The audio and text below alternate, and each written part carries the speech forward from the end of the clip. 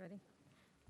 Thank you. I'm calling the Senate Subcommittee on Public Education to order. If you'll take roll call. Senator Howell. Here. Senator Locke. Here. Senator Donovan. Here. Senator Peake. Here. Senator Hashmi. Here. Madam Chair, you have a quorum. Thank you. The first bill that we will be reviewing is SB 1225, patroned by Senator Boysko. Senator Boysko, if you'll present your bill.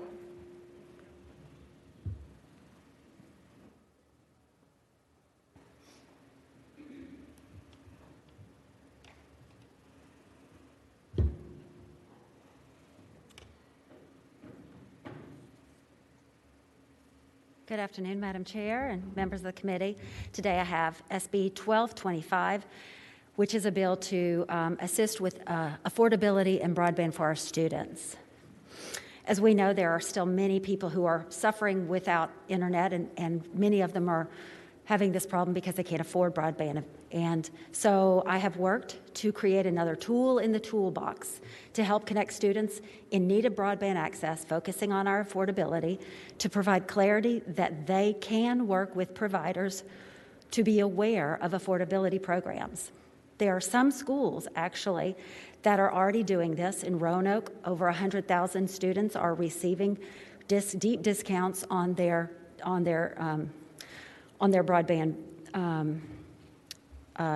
bills, but there are some schools in other areas where the schools don't feel confident that they have the ability to work with the providers, and so this is a clarifying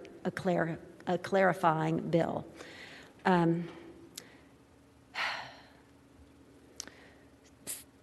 This is going to be encouraging a partnership between local school boards and broadband service providers. It is permissive. The bill seeks to clarify and affirm that a local school board's ability to partner with a private broadband provider to promote broadband affordability programs with students and families is okay to do. As I said, many broadband service providers offer affordable broadband access programs for any student who qualifies for school nutrition programs such as the National School Lunch Program, SNAP, TANF, Head Start, or if their families receive housing assistance. We know that more than 215,000 Virginia families are taking advantage of these programs today, but there are actually nearly 600,000 students who qualify for these nutritional programs. So we know that not everybody is understanding that this is an option for them. This bill clarifies that a broadband service may also reimburse a school or a school system for any cost incurred, such as a mailing. I've received some correspondence asking if the bill should include municipal providers. I'd like to give some clarity here. Public providers already possess the ability to work collaboratively with the schools without needing any enabling legislation. This bill is simply making it clear that private providers also have that ability to work with their localities if they wish to partner together to provide a more affordable internet for those qualifying students. And I ask that you pass the bill and send it to the full committee. Thank you, Senator. Are there any questions from committee members? Madam Chairman, I have a question. Yes, Senator. You may have answered it, and I just didn't fully understand. So this is a question from one of my districts, and specifically, they were saying something about having more ability to partner with other,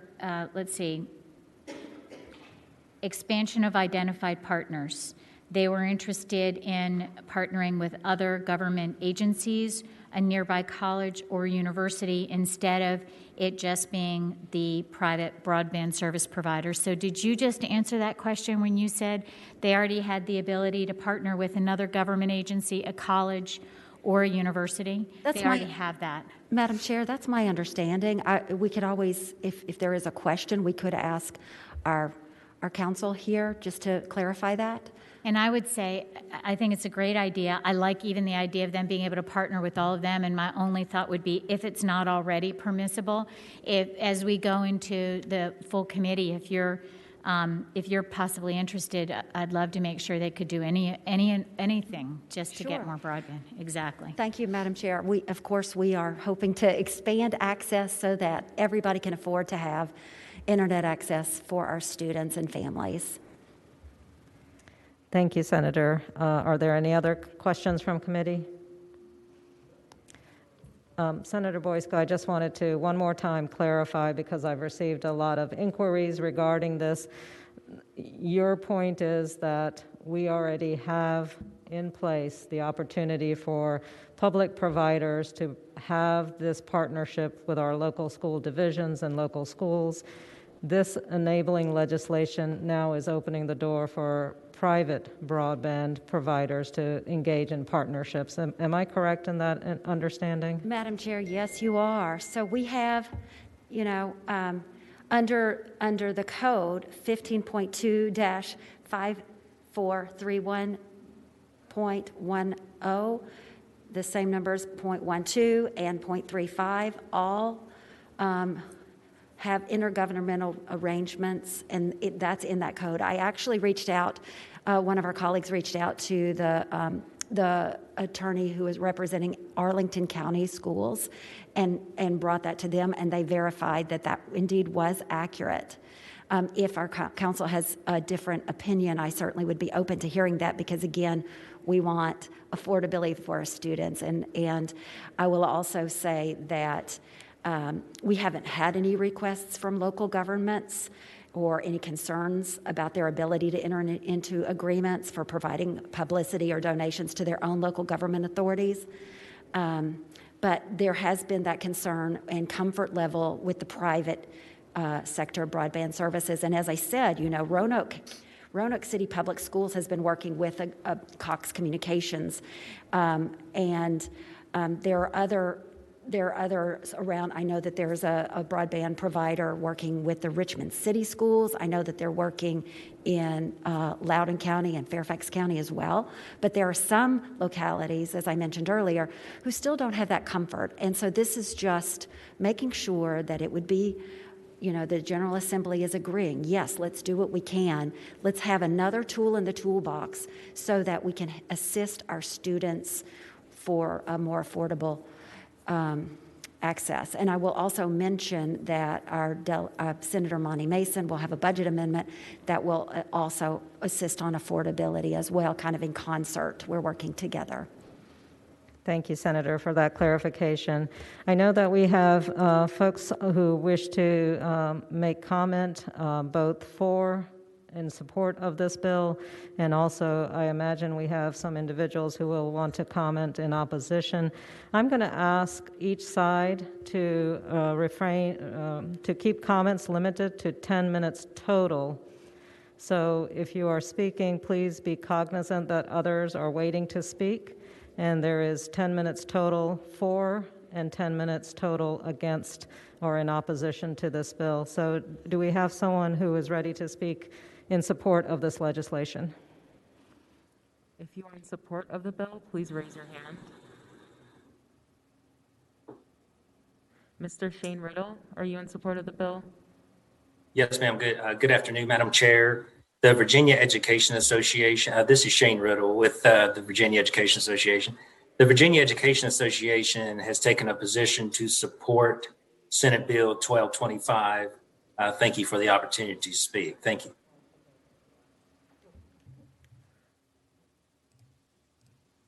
Jenna Alexander, please unmute yourself and go ahead.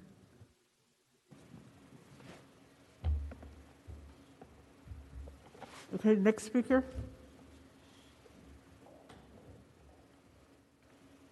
Jenna Alexander, please unmute yourself.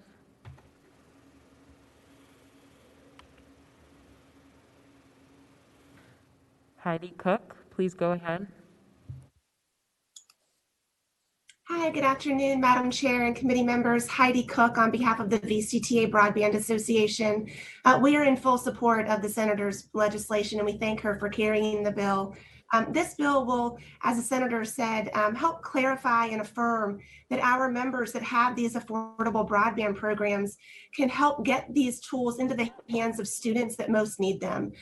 We're talking about our most vulnerable population here, and these affordable programs will help them get connected, especially during this vital time. So we would encourage you all to support the bill, and thank you for your consideration. Happy to answer any questions if you have any, and we do have a couple of our members on the line in support today as well. Thank you. Thank you very much. Our next speaker in support. Hi, I'm Jenna. sorry. This is Jenna Alexander. I wasn't able to unmute earlier. I'm speaking today on behalf of Virginia PTA and our 175,000 members. We know that as recently as last year, we had entire school buildings with mediocre access. And as we shifted to distance learning, we found thousands of students and teachers instantly left behind, sitting in parking lots, on the sides of roads, in gyms, and in cafeterias. And as a result, our school boards began rapidly collecting data on who did and did not have connectivity issues. We know that this is not a rural issue. It in fact affects both rural and urban students alike. And a recent Shell report showed that 40% of students living in or around Virginia cities didn't have access to broadband. We know that this is a critical pathway providing instruction right now and preparing our children for the future. We ask that you support SB 1225. Thank you. Thank you very much. Kevin McNulty, please go ahead.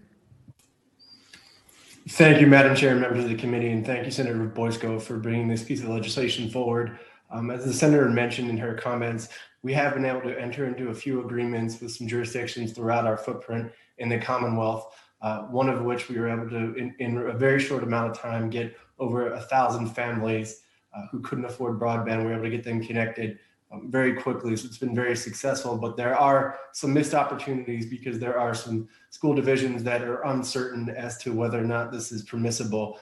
So this legislation would be a big step forward in helping get additional families connected.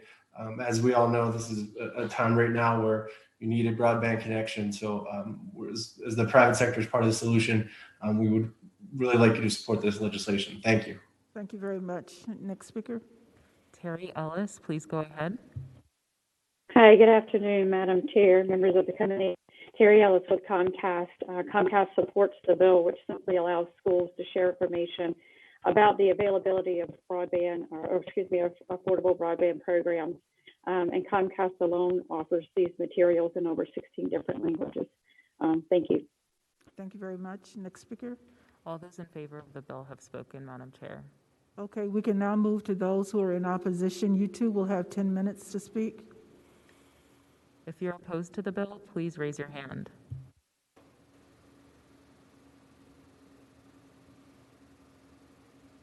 We have none, Madam Chair. Okay, so Senator Boysko, you can wrap up any closing remarks on your bill. Madam Chair, thank you so much for the consideration. We know that there are students who cannot afford this. This is going to be another tool in the toolbox to help us working with the localities as well as the business community to try to reach those students. And I hope that it is the pleasure of the body to report it to the full committee. Thank you for your consideration. Madam Chair, just Thank one you. question.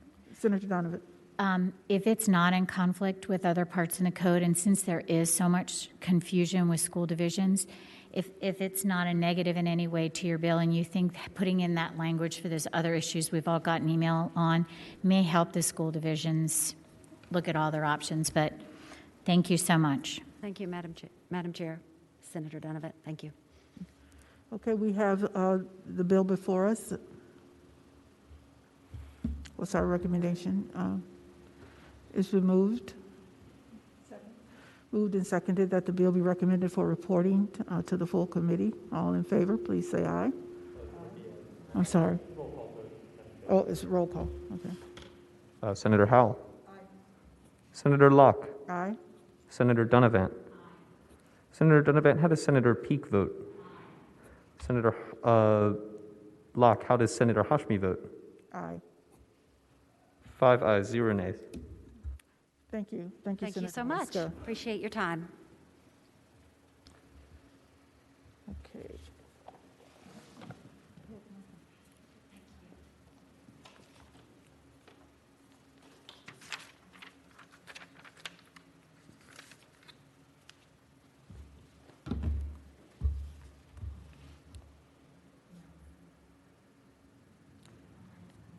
Do you know if we have any other?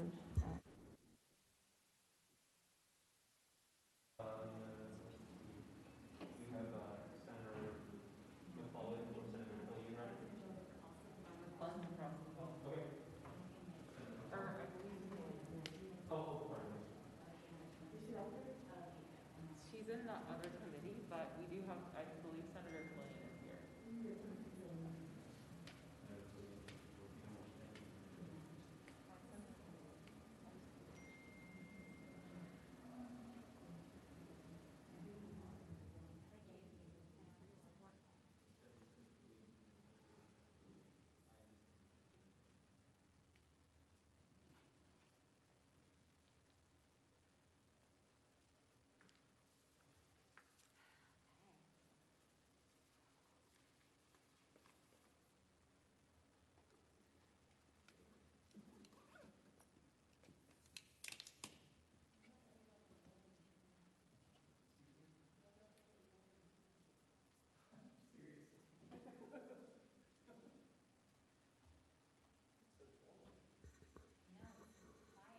I know. It's not quite out there. All right. Senator Pillion, you have Senate Bill 1401? Yes, Madam Chair, I do. This is a bill that you all should be familiar with. Senator McPike carried this bill last year, and it reported favorably out of this subcommittee to reduce SOL testing to the minimum required by federal law. With all schools closed last spring and a patchwork of learning environments in districts across the Commonwealth since last fall, many parents have reached out and said, how can we look at standardized testing when we've had 2 years of nothing that's been standard? So by focusing less on standardized testing now, we can put our collective efforts toward moving to a more responsive real-time assessment model that would better identify learning losses or gaps, something that's going to be even more crucial in the years to come. And I've spoken with, I've spoken with teachers in my district who have helped to develop this alternative local assessment that we were talking about, and they've reported greater flexibility for the teachers to do what they entered the profession to do, and that's actually teach. By not teaching to the test, this also allows students to receive more personalized and responsive instruction. And this is actually already being done to some extent. In November, the Department of Education announced that it would grant waivers for certain SOL tests not required by federal law and allow them to be replaced with local assessments. So what this bill would do is permanently reduce that, those requirements to the federal minimum standard. Okay, are there any questions to Senator Pillion from the committee? I believe we have speakers on SB 1401. Yes, Madam Chair. Kathy Bircher, please go ahead. Madam Chair, members of the subcommittee, I'm Kathy Bircher. I always like to introduce myself in this current role so that I can make sure you know that today I am the Deputy Secretary of Education. I'm here on behalf of the administration, and the administration strongly supports Senate Bill 1401. There is an opportunity in this pandemic, and as we innovate our way out of it, and I am trying, like so many of you, to find the lemonade in these lemons, and there's opportunities to innovate our way out of COVID-19 and to identify those places where the pandemic has allowed the innovation to happen and to move it forward for what's best for kids. And this time last year, I know Senator Donovan in particular and others among you raised concerns about what is there out there to support school divisions to ensure that we are measuring this effectively. The pandemic and the waivers associated with non-federal requirements put the Department of Education in a place where they very rapidly built up all of the components and pieces necessary to ensure high quality, locally developed performance assessments for all of the tests currently not in the federal requirement. And so they have, even for the verified credits, they have very specific guidelines, reporting requirements, training on scoring, all of the pieces and components that this time last year, there were questions about. And so again, if this pandemic has allowed us one opportunity, I really believe this is it. And again, the administration believes that as well, and they strongly support this bill. Thank you very much, Kathy. Appreciate it. Next speaker. Shane Riddle, you'll be next, but just a reminder, if you'd like to speak to a bill, then please raise your hand. Madam Chair, committee members, this is Shane Riddle with the Virginia Education Association. So together, we must intercede now to prevent further widening of opportunity gaps at a time when so many of our students are already swimming against a current that unfairly denies them the high quality individualized education they deserve. And we believe Senate Bill 1401 is a timely bill to pivot away from statewide high stakes summative assessments. Senate Bill 1401 reduces the total number and type of required standards of learning assessments to only the minimum requirements established by the Federal ESA Act of 1965 as amended. We believe the outcomes of passing this bill will provide an opportunity for the state and the local school division to pursue and shift to a more innovative assessment and accountability system that includes both academic and non-academic indicators and focuses on well-rounded, competency-based assessments that allow students to demonstrate their mastery of a subject, area content, and critical thinking. And we urge the subcommittee to report out Senate Bill 1401 favorably. Thank you for the opportunity to speak, Madam Chairman. Thank you very much for your comments. Next speaker. Tom Smith, please go ahead. Madam Chair, Tom Smith with the Superintendent's Association. The reduction of the SOL test to the bare minimum have been part of our blueprint for education, at least for the last 5+ years. So we're in strong support of this bill. Thank you. Thank you very much, Tom. Next speaker. And finally, Stacy Haney, please go ahead. Madam Chair, members of the subcommittee, Stacy Haney, on behalf of the Virginia School Boards Association, we are also strongly in support of this legislation, and I don't have anything to add beyond what the speakers before me said, just echo their comments. Thank you very much, Stacy. Was that the last of the speakers? Madam Chair, we had one more raise their hand. Okay. Let's see. Ron Jordan, please go ahead.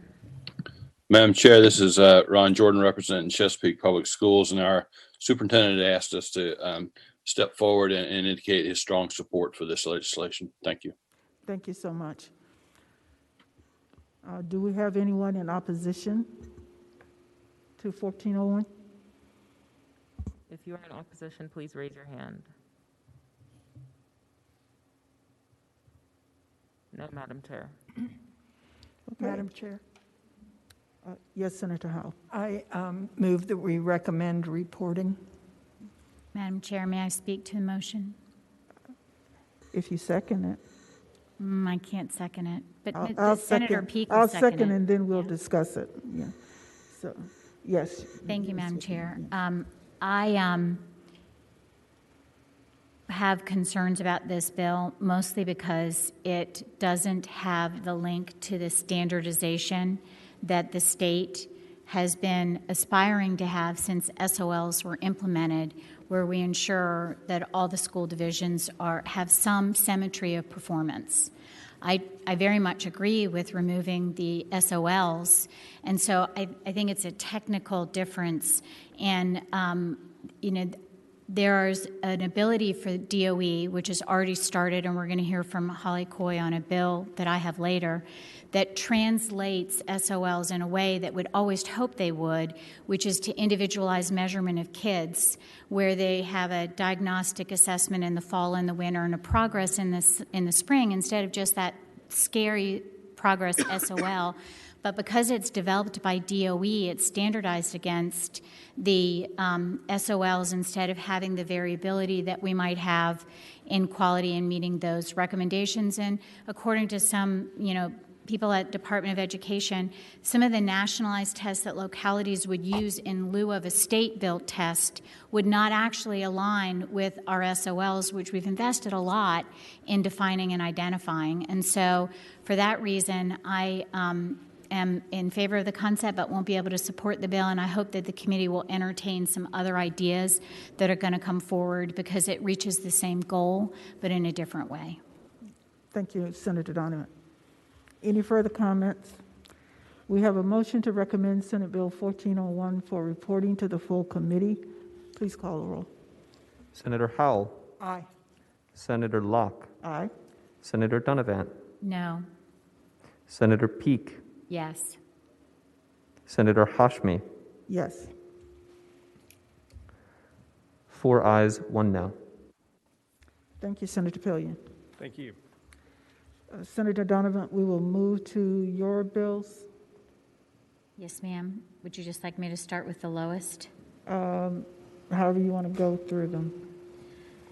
Madam Chairman, I will start with Senate Bill 1288. Senate Bill 1288 addresses special education in Virginia, and it is out of the JLARC report that we had this year. I'll just make a few comments. 13% of our kids, 164,000, are in special ed in Virginia. The role of special ed, as defined by the federal government, is to ensure that education is appropriately ambitious in light of a student's particular circumstances. This report found that 48% of our IEPs lacked academic goals. Furthermore, the diploma that we award, the Applied Studies Diploma, absolutely doesn't help our students succeed. It's not aligned with, it's not recognized by our community colleges or other colleges in Virginia, and doesn't help them make that very important transition from high school and special ed into the communities so that they have the opportunity to succeed. This study from the JLARC also noted that there were many factors that were contributing to these challenges. We have, of our top 3 critical teacher shortages in Virginia, special ed teachers are one of those. We're not training enough. We also have some challenges in training the localities from the Department of Education about how to execute an IEP, how to communicate, and as a result, we've had unusually high numbers of conflicts around IEPs in Virginia going forward, and this was recognized by a fairly scathing federal report that we had this summer, that indeed we needed to come up with a way to improve our process and to resolve complications. So what you see before you in this bill is the recommendations minus the budget, the recommended budget language changes from JLARC in a composite form. And the goal is really just to help Virginia get where we want to be. DOE is asked to improve and standardize the process, to develop and maintain data-driven, statewide strategic plan, to include better communication, and basically help to our students to show robust improvement. And that, Madam Chairman, is a brief summary of the motivation for the bill and the contents. Okay, thank you, Senator Donovan. Are there any questions to Senator Donovan? Yes, Senator Howell. Thank you. Senator Donovan, I haven't had a chance to read through this whole bill, but I'm wondering, do you capture the recommendations dealing with students who are aging out of their IEP and proposals for what can be done for them? Yes, ma'am, for the transition. Yes, ma'am, we did capture that, and that's going to take some robust evaluation and discussion, because again, that's that diploma that they get is not helpful in any way. So yes, it does address transaction. And I do think I forgot to say there is one amendment that's been proposed by an advocate. Do you have the amendment for it is regarding parents being able to consent to part of an IEP without the complete IEP. If you don't have it, I can bring it up at a future time. Do you have that? Madam Chair? Yes. I have the amendment on line 581. We're going to insert at the end, number 12, that the Department of Education shall amend its individualized education program, parentheses IEP, prior notice and parent consent form to include an option for partial parental consent to initial implementation of the IEP. And to speak to that amendment, Madam Chairman. Yes, Senator Donovan. Parents, you know, we've all experienced the pain of an IEP process and the challenges, and instead of holding up the entire beginning of opportunities for that child, in areas where the school division and the parents don't agree, those can be negotiated later, but where they are in agreement, a partial consent would allow them to go forward with those things. And that's the intent behind that amendment, Madam Chairman. And with that, I guess I'll move the amendment if that's okay. Okay, sure. Moved and seconded that the amendment be adopted. All in favor, please say aye. Aye. Okay, those opposed. Okay. Okay, with that adoption of the amendment, do we have speakers? And if you wish to speak in favor of Senate Bill 1288, be sure to raise your hands. So we'll go to the speakers. There's some passion on this. Okay. Jenna Alexander, please go ahead. Good afternoon. This is Jenna Alexander. I'm here on behalf of Virginia PTA and our 175,000 members. As cited in a recent JLAC report on special education, many parents across the state have struggled to receive special education services needed for their students. Parents also report that transition plans don't adequately prepare their students for transition to the workforce, and many families have struggled to have their complaints effectively addressed.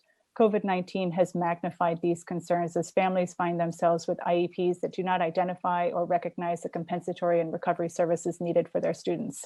As they participate in virtual classes with their students, they're finding that teachers haven't received sufficient training or support to meet the needs of their students. We support the work and recommendations made by JLARC to improve the oversight and administration of special education in the Commonwealth and ask that you pass SB 1288. Thank you. Thank you very much. Next speaker. Michelle Williams, please go ahead.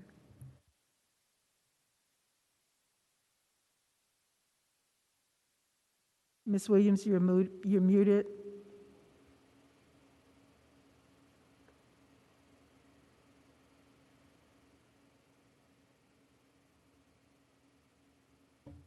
Please unmute yourself. Okay, thank you. Okay, my name is Michelle Williams and my son Richard Lee. Richard Lee is Chesterfield County Public Schools Emmett Till and George Floyd. From 2018 to 19, Richard had been denied the following: mental health supports, transitional supports, transitional services, which is all this in a letter that I submitted to Senator Donovan. From 2019 to current 2021, Chesterfield has refused to honor an agreement that was put in place for Richard's education. My son Richard went from a vibrant, active, 156-pound young man with hopes of working as a civilian for the military, sales, GameStop, going to college. Richard transformed to a 286-pound male who cried, felt his life was hopeless. He began to elope.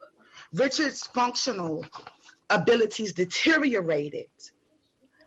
Upon this, as it relates to the applied studies diploma that he was afforded, it was founded that there were no measures in place to ensure that Richard was able to become an independent individual. Through all of this, the school division, including deciding to send me to federal court, which there is a split decision on. I've heard throughout these Senate committee meetings, most valuable, most vital.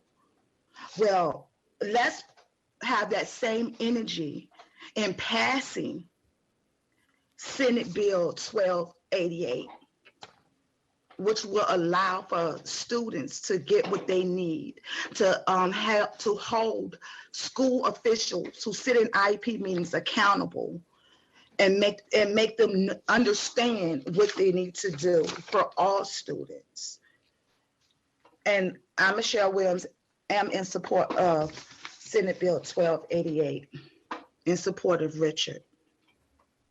Thank you, Ms. Williams. Yeah, 11, please go ahead. Hi, can you hear me? Yes, go ahead. Thank you for your time. The current IEP process is such that many parents do not know how to advocate for their children, be it due to language barriers, cultural barriers, working so many hours that they don't have the time to contact teachers and counselors during school hours. The children are the ones who suffer as a result. Special education and the IEP process must be reformed so that every child who needs additional services will be able to get those services. Moreover, COVID and virtual school have left many students with IEPs without any services if they didn't qualify for the limited in-person services. This must be fixed as soon as possible before these students fall even further behind. I ask that you vote for the bill. Thank you. Thank you very much for your comments. Next speaker, please. Michael A. Sip, please go ahead. Good afternoon, everyone. Thank you, Madam Chair, members of the subcommittee. I'm Mike Asip, and I represent Virginia Council of Administrators of Special Education. And we include over 400 members who actually supervise the services of over 164,000 Virginia students with disabilities. I want to thank Senator Donovan for her support for students with disabilities and her desire to improve services and procedures for them and their families. Senate Bill 1288 is a comprehensive bill, including about 20 of the 27 JLARC recommendations just released over a month ago. While VK supports many of these recommendations and will look for opportunities to advocate for them, we do have reservations regarding the rapid pace the General Assembly is considering them at this time. Our concerns are more procedural versus substantive because we agree with most of the recommendations in the JLARC. JLARC took a year to collect info and make recommendations, yet we are going to be making a decision in just a few minutes, mere minutes. VCASE believes the General Assembly should not put into code significant changes that VDOE and the Board of Education can implement without code. Special education is already the most regulated arena of K-12 public education. While improvements need to be made, and we will support those recommendations, VDOE and the Board of Education have already begun and are planning to do a lot with JLARC recommendations prior to codifying these mandates. And we can provide examples to that. The SB 1288 also actually exceeds JLARC recommendations with at least 7 mandates in the bill that are not recommended to the General Assembly for consideration by JLARC. While there's no shortage of special education regulations, there are critical shortages of funding and teachers. I encourage you to read the report that indicates that the local share of costs has grown to 69%, with federal support relatively flat and state share declining. Only 1% of the VDOE's special ed staff, 55 leadership team positions, are funded through state funds, 99% through federal IDEA grant. As I've shared with others, the state has no skin in the game with funding leadership and support for special education throughout our Commonwealth. Implementing JLARC recommendations will cost localities more, and leveraging federal funding as proposed in JLARC and in line 578 of this bill is an inadequate provision. VK strongly supports more direct state funding to localities to support special education coordinator positions that can focus on improved procedures, monitoring, and accountability. We hope the General Assembly can pass House Budget Amendment 145 Pound 31H that will provide $3.96 million directly to localities in this effort to bring us into better compliance. VCASE also prioritizes recruitment and retention of special ed teachers. Critical shortage is a driving factor in our problems with quality of IEPs for our students. We look forward to working with VDOE, legislators, VDOE, and other stakeholders as we thoughtfully take the time to examine and implement many of the JLARC recommendations as we need to improve procedures, services, and outcomes for our students with disabilities. Thank you very much. Thank you for your comments. Candace Lucas, please go ahead. Good afternoon, Madam Chair and committee. Thank you for this opportunity to speak on behalf of SB 1288. And I'd also like to thank Senator Donovan for her relentless work and advocacy on behalf of our students with disabilities and our families with disabilities. We must be clear that SB 1288 is about a civil rights law. It is about enforcing and ensuring that the civil rights of students with disabilities and families with disabilities is protected and upheld through quality access to education and opportunities. Now, we want to be clear that if you are a parent who or anyone who has participated in an IEP meeting in the Commonwealth of Virginia, you understand that participating in an IEP meeting is like being in a vehicle where someone is driving 75 miles an hour with their eyes closed down 95. There is very little direction, very little competency, very little training. I am a licensed educator, licensed administrator in special education by the Virginia Department of Education. I know firsthand that we are not taught properly on how to implement the IDEA or provide the required training and skills that educators need in order to develop the IEPs that our students require in this ever-changing environment. We can't even get it right regarding technology. And that's a fundamental requirement as far as our kids are concerned to be able to even function in society. In addition, I do want to bring attention to the Applied Studies Diploma, the JLARC study, which I was a part of and our families were a part of. The JLARC study identified the Applied Studies Diploma as just a piece of paper that says, basically, thank you for coming, have a nice day. And so we need to work on how, there needs to be an immediate moratorium. I heard the previous speaker say we don't need to move as quickly. Yes, we do. These are the lives of children that are at stake, and we must move with a sense of urgency, like Dr. King often stated. We must issue an immediate moratorium to stop the Applied Studies Diploma from being issued until it is able to equip our children to be productive and employable and independent. That must happen now. That must happen now. And once again, SB 1288 is required. It must be codified, because if the Virginia Department of Education, if VCASE, if all of the school divisions were going to do it, they should have done it by now. They should have complied with the guidelines of IDEA by now. Unfortunately, they've assumed a position of with all due deliberate speed, the same mentality that was used regarding Brown v. Board of Education. And we know that took months and months and still has not been, years and years, and still has not been implemented with fidelity. So I encourage this committee to stop parents from having to drive down 95 with their eyes closed, trying to get services for their children because people are not qualified to do it. And I speak to my colleagues as well. Our colleagues want to be educated on how to write IEPs with fidelity. Our colleagues want to have those skills in place, but it is not in place. And it is not a resource issue. It is an allocation issue. I've studied over 18 budgets throughout the Commonwealth of Virginia, including Fairfax, Chesterfield, Henrico, Richmond. It is an allocation issue. These school divisions can afford to pay corporate law firms close to $1,000 an hour, but cannot pay our special educators $50 an hour. Ms. Lucas, could you please wrap up your comments? Yes, ma'am. Yes, ma'am. It is an allocation issue in which we must focus on, and JLARC indicated it was an allocation issue and that the BDOE should not receive additional funding until they manage the funding they have now appropriately. So I'm in support of SB 1288. It is urgent. It is a civil rights issue. Thank you. Thank you. We have several more speakers, and if you could please keep your comments to 2 minutes. Thank you. Kathy Merritt, please go ahead. Hi, Madam Chair, members of the subcommittee. Thanks for having me here today. I just have to preface this with, we need to, again, I agree with Candace, we need to ensure that we're looking at allocation of staff and that we're doing things properly from the get-go. So as a result, you'll find that all of my comments that I'm making today are not only about this bill, but about Senator Donovan's bills as well, because they're hard to carve apart from each other. I do want to say up front too, that JLARC did indeed identify many needs that need to be done and taken care of for special education right away. It was very hard, I think, for them to accurately capture, however, the extent to what needs kids have in the Commonwealth that aren't even represented in IEPs, or perhaps they don't have an IEP at all. And that is why we are having an issue with keeping special ed teachers on board.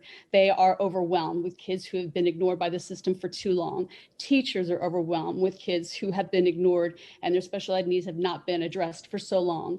So this is where our allocation needs are. Instead of helping these kids as soon as they should, they're in meetings fighting parents to help these kids. So I propose, before I even start into my comments, that we should take a look at making sure that we're doing things properly so that everyone will have an easier day at work and kids are actually getting their needs addressed sooner. So I just want to open this with, all students with a disability should receive a FAPE, but it's not happening. Schools are required to screen all students, but they don't. They're required to evaluate, determine needs for services comprehensively and appropriately. It doesn't always happen. And all of this, unfortunately, requires some subjectivity, right? There's certain numbers and data that you look at, but there's still decisions that need to be made, whether or not there's some sort of a suspicion of a disability, or what does this kid need, and is there an educational impact? And unfortunately, we do have a culture at this point where the LEAs use that subjectivity to decide not to do it, or they do it inappropriately. And they're not even evaluating children, but pediatricians refer them in pre-K. Excuse me, time, Yes. time has expired. We have. Jackie E., please go ahead. If you could just. Good afternoon. I'm speaking today to ask that you support Bill 1288. It's clear from the JLARC and other studies completed this year regarding special education in Virginia that improvements must be made. I implore you to stop kicking this can down the road. This is just too important. And it's time for us to improve access to special education and reform the IE process. As a parent of a special needs student, I say that it's time for our students to stop being an afterthought. How we choose to treat our most challenging students says a lot about our values and our priorities. And I hope you will prioritize passing this bill this year, which incorporates the recommendations from JLARC. Thank you. Thank you so much for your comments. Next speaker. Melissa Bolton, please go ahead. Thank you so much. I would like to start by saying that one of my favorite quotes from Socrates said, "The secret of change is to focus all of your energy, not on fighting the old, but building the new." I would then like to address when Mr. Michael Asip said that he feels like this is moving too quickly. Sir, we've given you 5 years. My child Parker, 12 years old, they want to force him into middle school, and he's reading and comprehending on kindergarten and first grade levels. Our school division, Chesterfield County Public Schools, still refuses to give my child an IEP or add any accommodations to his 504. So I agree, we've given them way too long, and the JLARC study proved it, and SB 1288 will fix most of my child's issues, if not all of them. Thank you. Thank you very much. Tom Smith, please go ahead. Madam Chair, Tom Smith with the Superintendent's Association. I do want to associate my comments with Mr. Asip, not commenting on the specific recommendations, but there is an issue in terms of process. I've been involved in special ed in one way or another in Virginia since 1977. 3 years after 94-142, which the original law was. I've been a teacher, administrator, as well as a superintendent. There's no more complicated process than special ed. Rightfully so, there are sincere protections that are there for the child and for the family. The department is looking at the recommendations. They're asked, they've said that, and Superintendent Lane has said that they're moving on those recommendations. And before putting these specifics into code, which is hard to change because it is an evolving process, it has for the 30 plus years that I've been involved with it. Perhaps what you want to do is understand what they're doing, hear from them in order to make sure that we're not moving too fast. And in actuality, we'll have to make further changes, which will be more complicated once they're through with their work. Thank you. Thank you very much. Stacy Haney, please go ahead. Madam Chair, members of the subcommittee, Stacy Haney speaking on behalf of the Virginia School Boards Association. I just want to address one concern that we see with this, and that relates to funding or the lack thereof. As Dr. Asip mentioned, special education is already the most highly regulated area in anything that we do in the school division. And so what I would caution you is don't think that adding more regulation is going to fix the problems. The problems that we're seeing at the local level with, Senator Donovan talked about teachers being unprepared, things like that. Those things are a direct result of the inadequate funding for public education that has gone on for years. The special education teachers being underprepared, as Jay Lark mentioned, that's a result of the teacher shortage. That's a result of high turnover in these positions. What we need to fix these problems are better funding so that we can pay our teachers more. What we need is additional support staff to support these special education teachers and to support the students that they serve. These are all support staff positions that we lost when the support staff cap was implemented over a decade ago. And so there are definitely concerns in education that need to be addressed, but what we need is adequate funding to fix these problems. And I would just urge the members of the committee to keep that in mind as things move forward. Thank you very much, Madam Chair. Thank you, Stacy. Shahzaib Lakhani.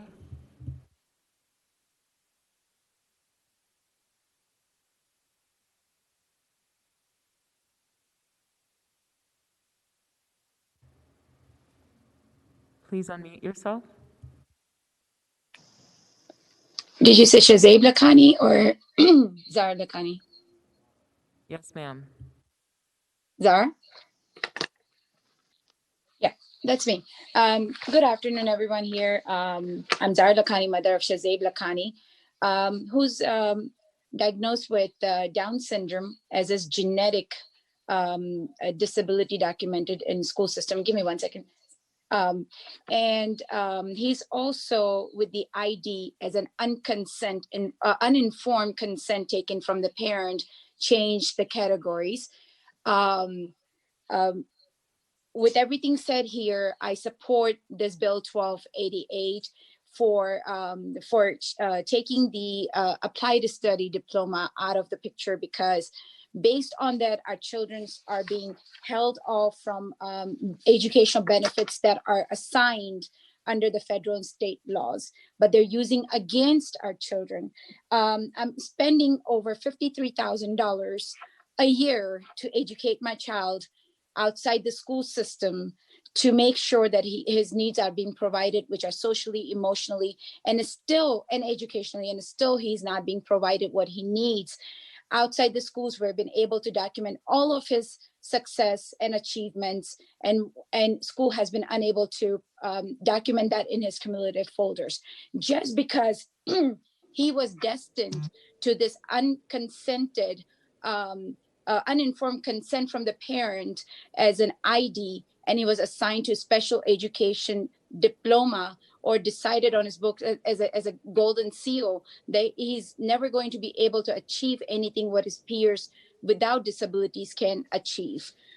In support of that, first thing we need to do is change the criteria of the standards of learning. We need to provide those textbooks. We need to provide those workbooks, just like the child without the disability has been provided in their classrooms.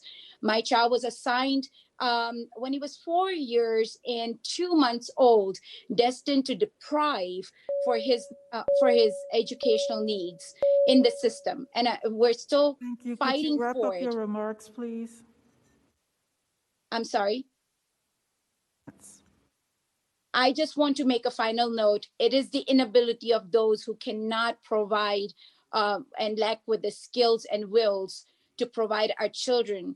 And we should take this applied study diploma, which is now research-based, incompetent to our children with the special disabilities. And Bertha Washington, please go ahead.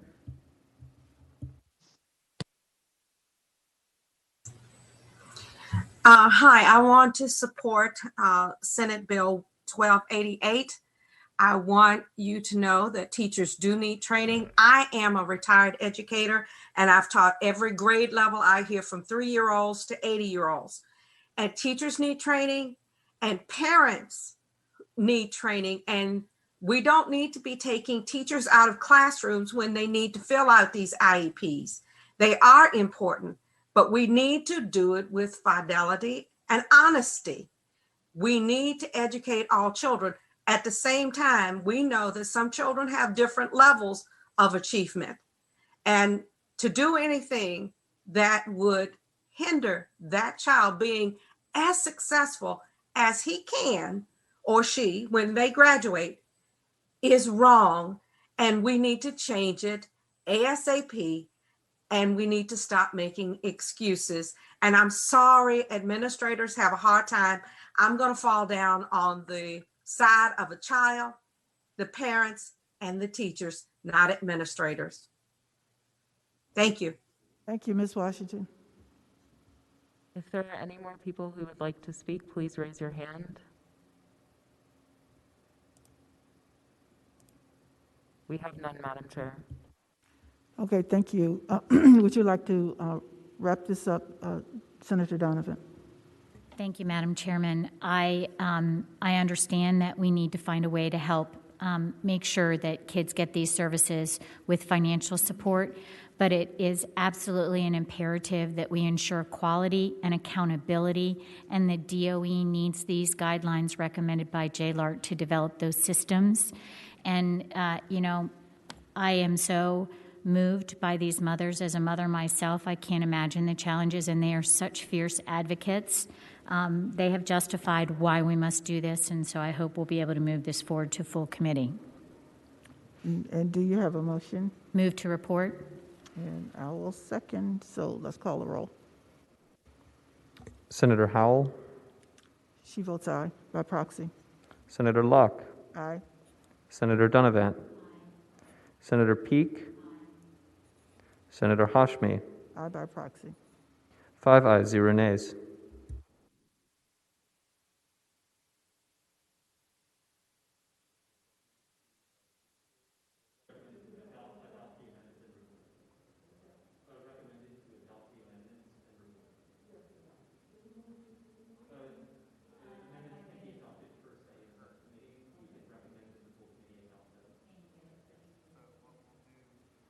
Okay, your next bill, Senator Donovan. First, let me start by thanking you for hearing all my bills individually. But the next bill that I have before you is Senate Bill 1317, which is open enrollment. And I am grateful for an opportunity to talk about this a little bit. For me, this started with the events of this summer when we all took a long, hard look at equity and the lack of equity that existed in our system.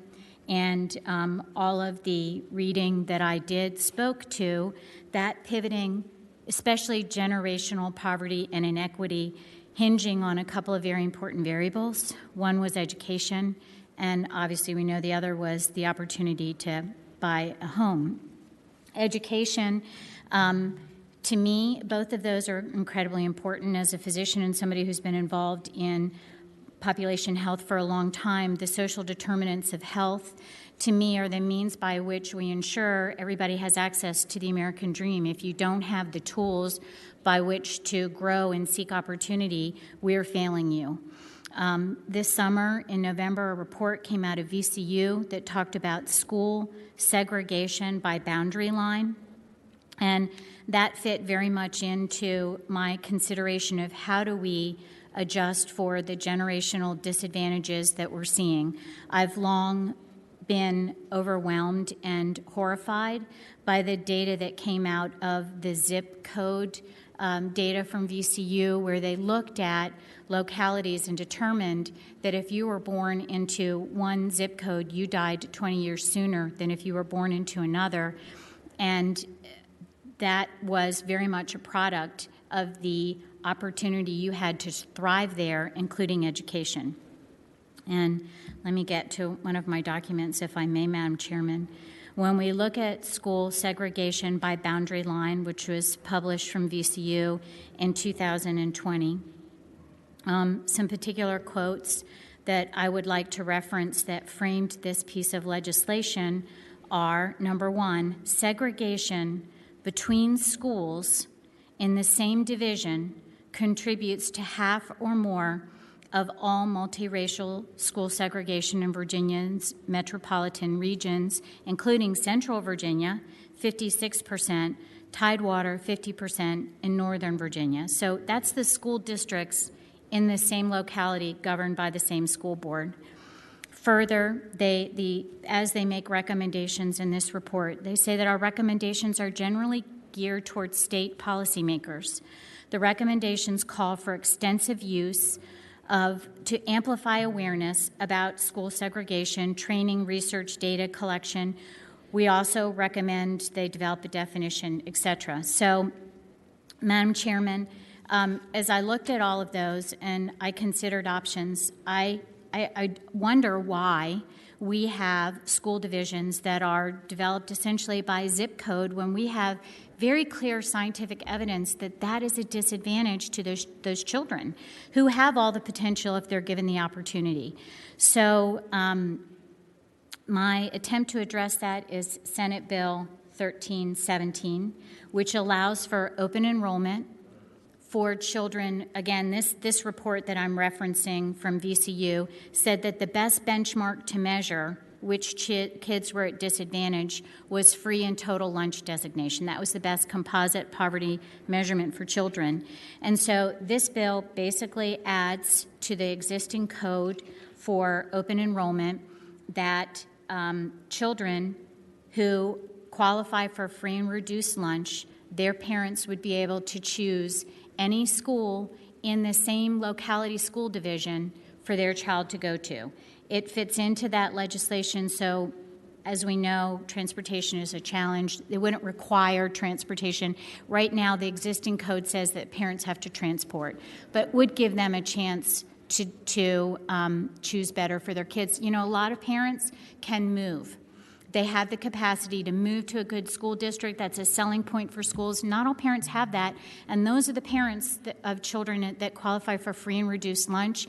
And if we trap them in with the same set of parameters that the system has created, they will not have a chance to break out of it.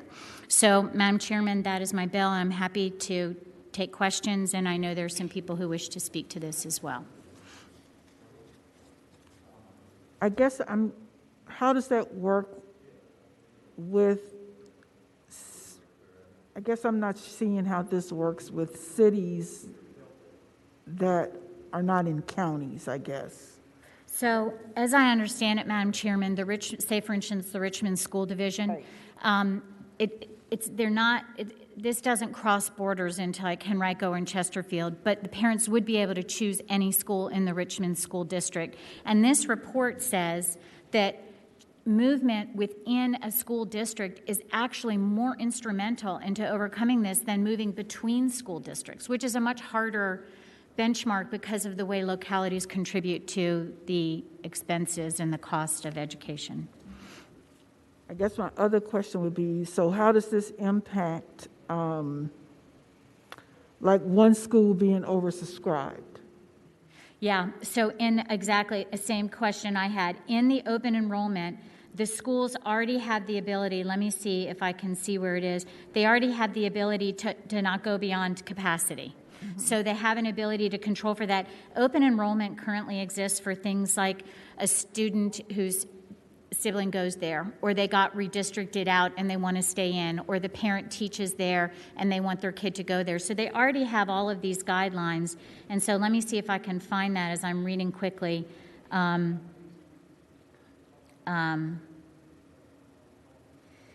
And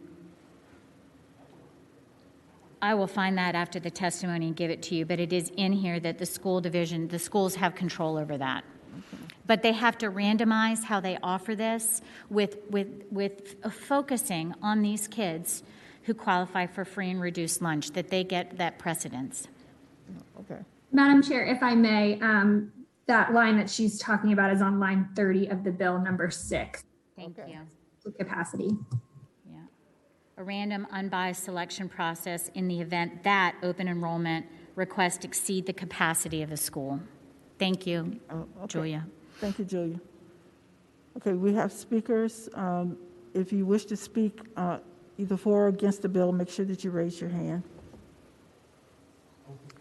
Shaksa Lakhani.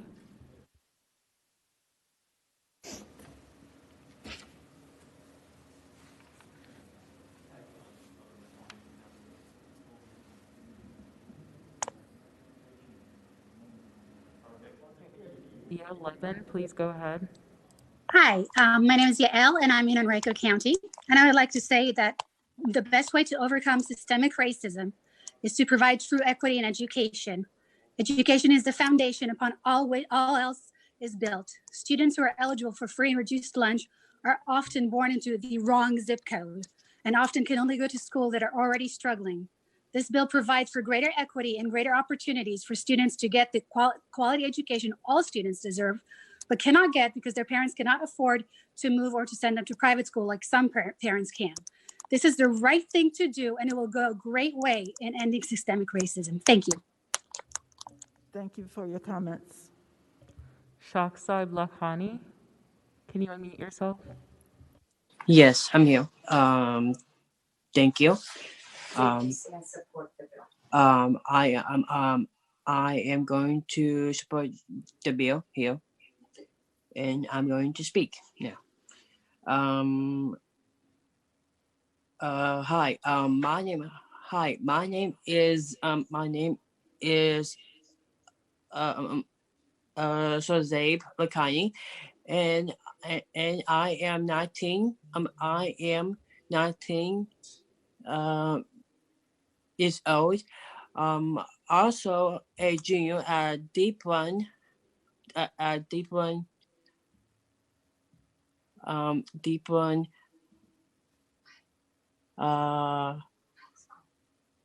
High school.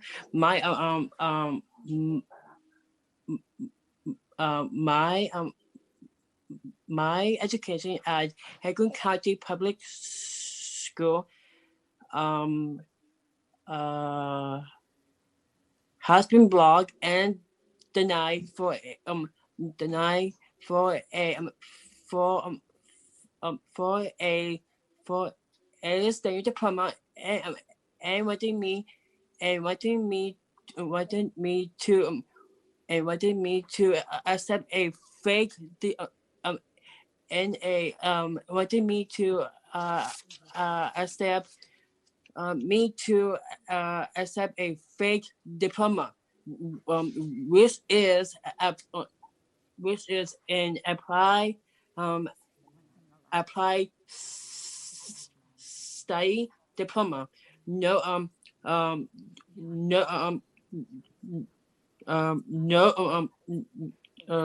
student should receive a fake diploma. Then when educators are paid real money to work with us, and I am the voice. I am the voice of reporting a crime of trafficking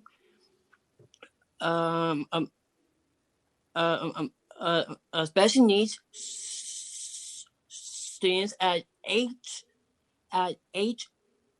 CPS and VOE bill, and I am the voice for all, and justice for Zabe is powerful. I am going to support that bill in here, and thank you. Thank you very much. And clerk, do we have any other individuals waiting to speak? Michelle Williams, please go ahead. Good afternoon. I echo. Hold on. I echo what Senator Donovan spoke. As a mother of 5 students, my 26-year-old had the opportunity of having open enrollment available to himself, which allowed him to utilize and access the needs that he would not have received as we did reside in George Wythe High School District. I also have a 17-year-old young lady who is currently utilizing an opportunity to attend Manchester High School. My daughter has excelled being in Manchester High School. We live in the Clover Hill district. She is to a place where she has obtained her learners. She's employed. she's made new friends. We actually can sit in a meeting with school staff and feel incorporated, engaged, and informed. My youngest son is also, who's 10, is also afforded an opportunity to utilize proper academic. In 5 years of him being in school, this is the first time he's come home and shared, Mommy, I know this, Mommy, I know that. So what this bill represents is an opportunity for students to be able to access other options as far as education goes. It opens up the floor to affordability and access to education. So I do stand in support of Senate Bill 1317. Thank you. Candace Lucas, please go ahead. Thank you once again, Senator Donovan and the committee for entertaining this bill today. This bill, and my remarks are going to be very short. This bill is about affording parents choice, as well as promoting competition throughout the school divisions. When parents, specifically our marginalized families, have access to choose the best schools for their children within the district, that also puts the lower performing schools on notice that our parents have a choice, so we need to step up the game.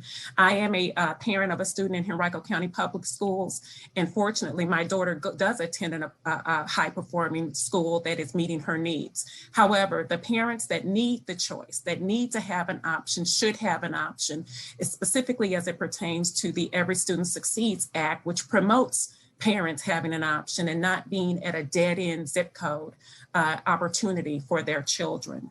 And finally, I will state that this is one of the most single actions that the committee can take to dismantle the preschool to prison pipeline and ensure equity in educational opportunity and academic justice. Thank you. Bertha Washington, please go ahead. In theory, support this bill. However, for the parents that you're trying to help, if you don't provide them with transportation, you're only providing them with part of the problem, part of the solution, because a child in Varana is not going to be able to attend a school in Glen Allen if the parents have to work 2 and 3 jobs. And these children in those zip codes, parents work 2 and 3 jobs.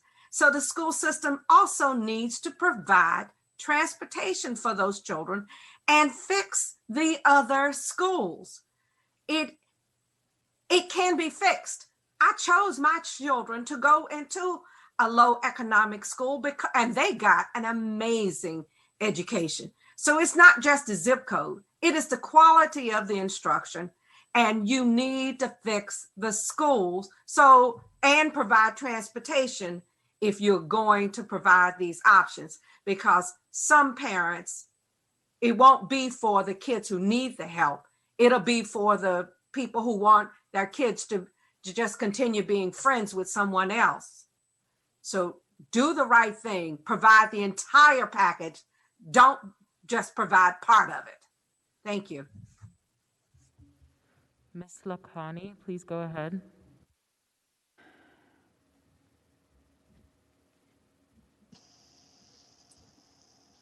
Can you repeat the name? Shahzad Lakhani.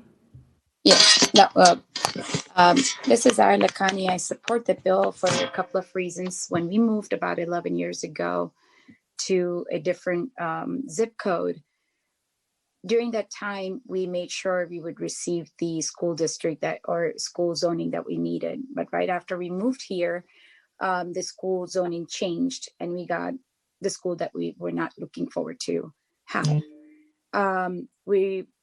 Upon school's performance with my son, we requested him to be transferred variance, but then it was denied. And it was denied unethically and taking all our rights away for even appealing it, just because the school administrator was retaliating to it. After 6 years of them realizing and our filing due process, they moved the school, but that could have done many years back. That could have saved us a lot of hard work, his regression, and all of that.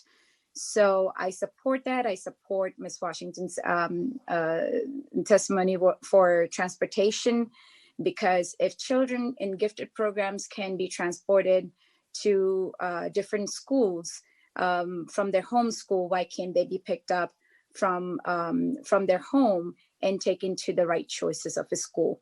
Additionally, the fundings will follow the student. So if the families are choosing different schools, it would give us more data collection on how schools are doing, how parents are feeling about or experiences about their children's education. And of course, it would systematically improve all of those flaws where instructions are not meeting the students' needs. So if we decided to open this open enrollment for students, it would cover a lot of our issues, the instruction qualities, because everything will be documented on a data. So I support the bill, and I thank you for allowing me to speak, and my son both. Thank you. Thank you. I don't believe we have any other additional speakers for or supportive of this bill. Am I correct? If you are in support of it, please raise your hand. I believe we have one, Madam Chair. Please go ahead. Melissa Bolton, please unmute yourself. And Ms. Bolton, if you will limit your comments to 1 or 2 minutes, since we've heard testimony from quite a few speakers for, that would be helpful. Thank you. Absolutely, Senator Hashmi. Thank you for this opportunity. I would just like to bring focus to my baby that is in Chesterfield County Public Schools. He was traumatized in kindergarten, and had we have been afforded the open enrollment policy, we could have moved him probably to a different elementary school in Chesterfield County where he did not incur all of these traumas, and we might have a child that's not on an antidepressant at this point. So I would just like to say that I think this open enrollment policy would help a lot of students and families on a very broad band. Thank you. Thank you, Ms. Bolton. I believe we have remaining speakers who wish to speak in opposition. So clerk, if you will let those individuals in. Yes, Madam Chair. Stacy Haney, please unmute yourself. Thank you, Madam Chair, members of the subcommittee. Stacy Haney speaking on behalf of the Virginia School Boards Association. Madam Chair, school boards, this is already something that school boards can do, and in fact, many of them do. We heard from several speakers in favor who spoke about how their children benefited from an open enrollment policy, and including one of the speakers from, I believe, from Chesterfield, talked about benefiting from the open enrollment policy that Chesterfield had. And so I would say that the bill is unnecessary because school boards can and do already have these policies. Thank you, Madam Chair. Tom Smith, please go ahead. Madam Chair, Tom Smith with the Superintendent's Association. Just want to piggyback on what Ms. Stacy was saying. In checking with superintendents on this bill, the question I got back were these parents can seek to have their child go into another school versus open enrollment. As a superintendent, we did that. The primary reason that a child was not allowed was space. And that's what I hear back is the primary reason in a building is space. So, and that's already covered in the law. So we agree with Ms. Haney that the law as it is now constructed is sufficient, and we do not need to add specifically any more to it. Thank you. Candace Lucas, please go ahead. I think she's an advocate for and has already spoken. I believe Ms. Lucas has already spoken for. Are there any other individuals who wish to speak in opposition to the bill? No, Madam Chair. Thank you. Any other additional comments from committee? I have a question to Senator Donovan. Yes, Can you Senator speak- Locke. I'm sorry, Madam Chair. Can you speak to the transportation issue? Yes, Madam Chairman, I know it's imperfect, but I was also readily aware of our financial challenges. And I have worked closely with social services and Christian groups in the greater Richmond area, including For Richmond, which have always volunteered to intercede to help families. It's kind of a bridge with Family First in the churches and social services. So I would love to see us work on developing means by which the community could support this until the state maybe could afford it. But I thought taking a step into this would be an opportunity for us to really offer a chance for some families. I know not all families will be able to come up with a transportation, but some will. And by limiting it very clearly to free and reduced lunch, we are making it clear that this is not a free-for-all. This is an intended purpose to really help children change their trajectory.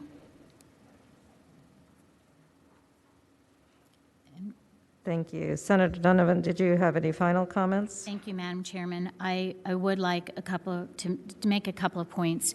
We heard from the two in opposition that this was already being done and the code wasn't needed. I would suggest that if it's already being done, the code does no harm.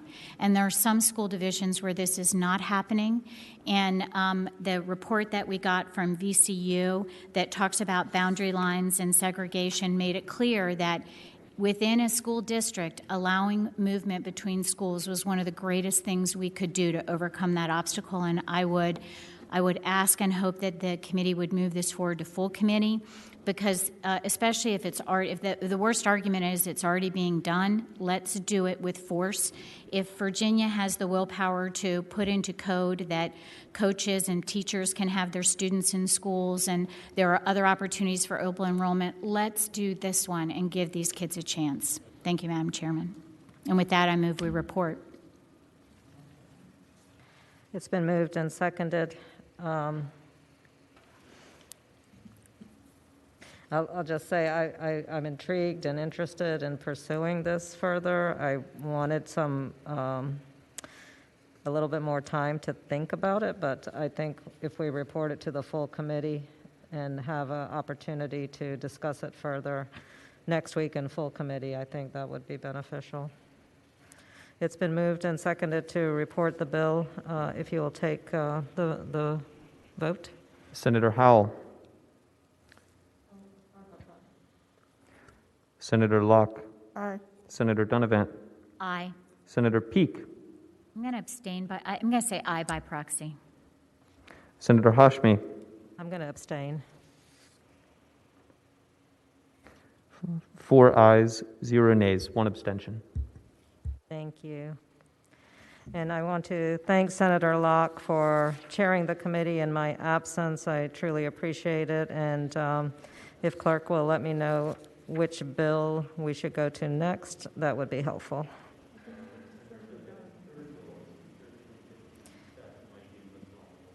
Thank you.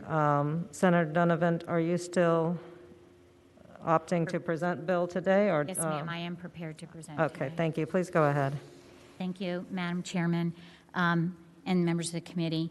This is the bill to which I alluded earlier that looks at how we can actually help our kids by ensuring that we're measuring their progressing. I've always said SOLs were just a foundation, a crude one, to help us make sure that there was parity across all the schools in the state of Virginia, but they have created an enormous amount of angst and have really obstructed our ability to focus on individual children and make sure that they can progress.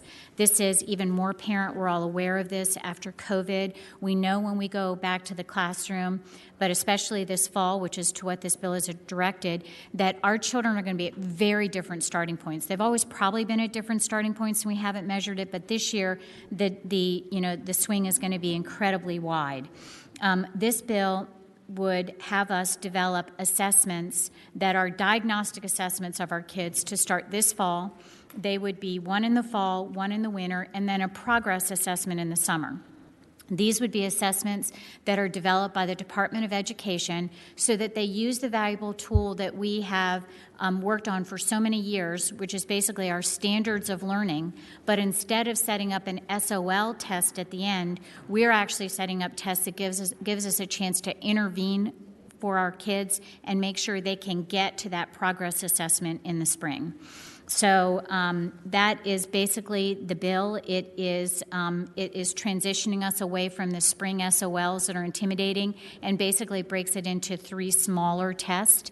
They would be done electronically, and I'm sorry, there is a substitute that has been aligned with language that has been worked on as bills that are similar to this have worked through both houses.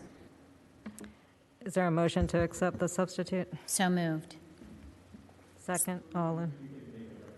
Recommendation, that's right. Okay. There is a recommendation to accept the substitute. And are there any questions from committee on SB 1357?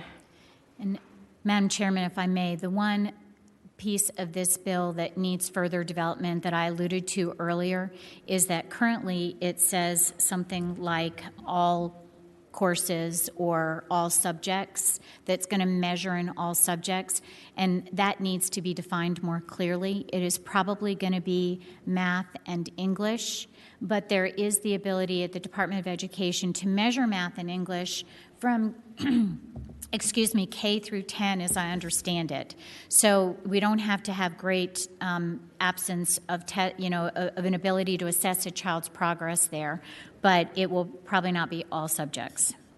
And I will work on that between now and the full committee, should the committee see fit to pass this, and work that language out with all the advocates and the administration. Thank you. Are there any questions from the committee? Senator Donovan, I have a question. The bill would then require every school division to develop and administer a separate individual diagnostic assessment. Is that correct? So much. The substitute, which I think is coming up soon, that is not there, actually that language was substituted for my intent, and that was the DOE would develop these assessments and would share them with all of the localities. The localities would still have the ability to develop their individualized assessments for things like social studies and science, but mostly for math and English, these would be standardized. And this is the conversation that I was referencing earlier, which is that we aspire to use those SOLs. We've listed them as valuable, just misapplied in the context that they came into the schools and for the students and the families. But we want to use those standards to ensure that we have that that baseline, that our schools are teaching the same standards and to the same standards. But we want to measure it in an assessment tool that is designed to get at that information, but in a way that actually assesses a child's progress so that they can be remediated if needed and ensured that their progress moves forward instead of just having an end-of-the-year intimidating test, if that helps. But my bill would speak to it all being developed by DOE. Thank you, Senator. And would this go into effect for next year, or is there a delayed? It would go into effect for this fall, 21-22 school year, and the Department of Education has already started work on the assessment tools, and but it would be in effect long term. Currently, if there is funding, and there may be from CARES Act money, that would fund the first year, but it would still need to go to finance because this would be a change in actually how we assess our kids long term, and it would need ongoing funding. Thank you. I believe we have some speakers who would like to speak in support of the bill, and if staff could let them in, thank you. Yes, Madam Chair. Kathy Merritt Catan, please go ahead. Hello, yes, thank you. I would very much like everyone to please support this bill because we do indeed need an independent diagnostic tool of skills in the content areas, not simply multiple choice test of content. We need to ensure that children can talk and write about what they learn and understand oral lectures. It's not so much a matter of a regurgitation of concepts and things that they've learned throughout the year. We need to make sure that they're ready to learn, especially coming back from COVID. And again, I allude back to my previous comments, when they have disabilities that haven't been met, these tests are more apt to sleuth those out than those where they've just measured whether or not they've been paying attention through all the drill and kill. This is the case with my own child. It's widespread, not screened properly, but somehow managing to get through multiple choice tests. And post-COVID, it's going to be a lot harder for these kids to catch up and develop those reading and writing and speaking skills. So, and it's not just me. Look at the Part B IDEA annual reports over time. You can see that Virginia identifies fewer students for speech and language as a percentage of all disabilities and identifies them later, when the crucial years for intervention are when a child is younger or already over. So when they finally decide to provide services, the child's older and they're less likely to provide them because they're more expensive. So then they're even less likely to do it. So instead of relying on the loopholes and vagueness in the laws that were in the previous bill that we're trying to cover, I think this diagnostic test will help ensure that we are providing appropriate services to children post-COVID, as well as just generally with the holes that were already there. And that's why I'm asking you to pass this legislation. Thank you. Thank you. And I forgot to just state at the start that I'm going to ask that our comments be limited to 10 minutes for, 10 minutes against total. And so if you are speaking to the bill, if you will be very succinct and be cognizant that other people are behind you to speak. Thank you very much. Deborah Tisler, please go ahead. Yes, hello, good afternoon. I'm speaking for this bill as a parent and also as an educator. I feel it's absolutely necessary to have the types of standardized diagnostic tools that Senator Donovan is proposing today in her legislation. The provision of this bill will cease the boilerplate of vague and generic statements about the needs and strengths of students. It will also allow for our educators, parents, and students to retain and utilize diagnostic information at a level of authenticity that is much needed for student success. All too often, parents, students, and educators join together at meetings called for IEP development, and baseline data and progress monitoring has not taken place with fidelity. And as a result, as Advocate Candace Lucas spoke to earlier, these meetings go on at a speed that is reckless without stopping and looking at a timeline of progress and needs for our students. And it is absolutely crucial that we take a moment and think about this process and try to fix it for the future of our children. Thank you. Melissa Bolton, please go ahead.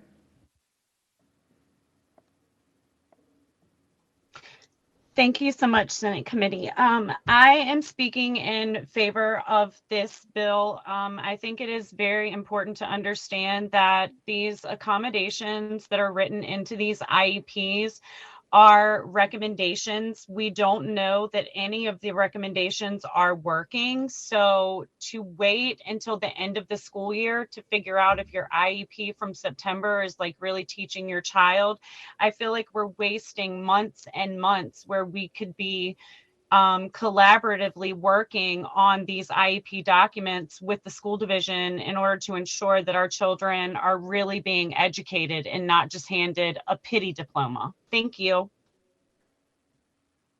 Yale Levin, please go ahead. Hello again. I have two sons in Henrico County Public Schools. It is evident that the current assessments do not give teachers real-time actionable data to assess our students.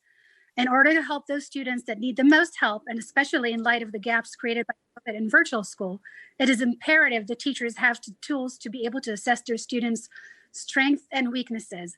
In addition, the uniformity across the Commonwealth will help school divisions correctly place students moving from other localities. It will help students with the college application process and help colleges when evaluating applicants. As a concerned mother, I ask that you vote yes. Thank you. Jackie E., please go ahead. Good afternoon. I'm speaking in support of this bill. As everyone else.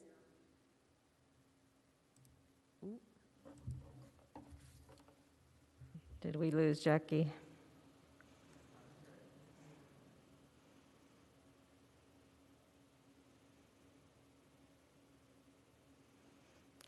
Maybe we can hear the next speaker. Oh, Jackie, you're back. Thank you. Yeah, we lost sorry. you for a second. Yeah, it kicked me out for a second. I just wanted to speak real quick in support of the bill.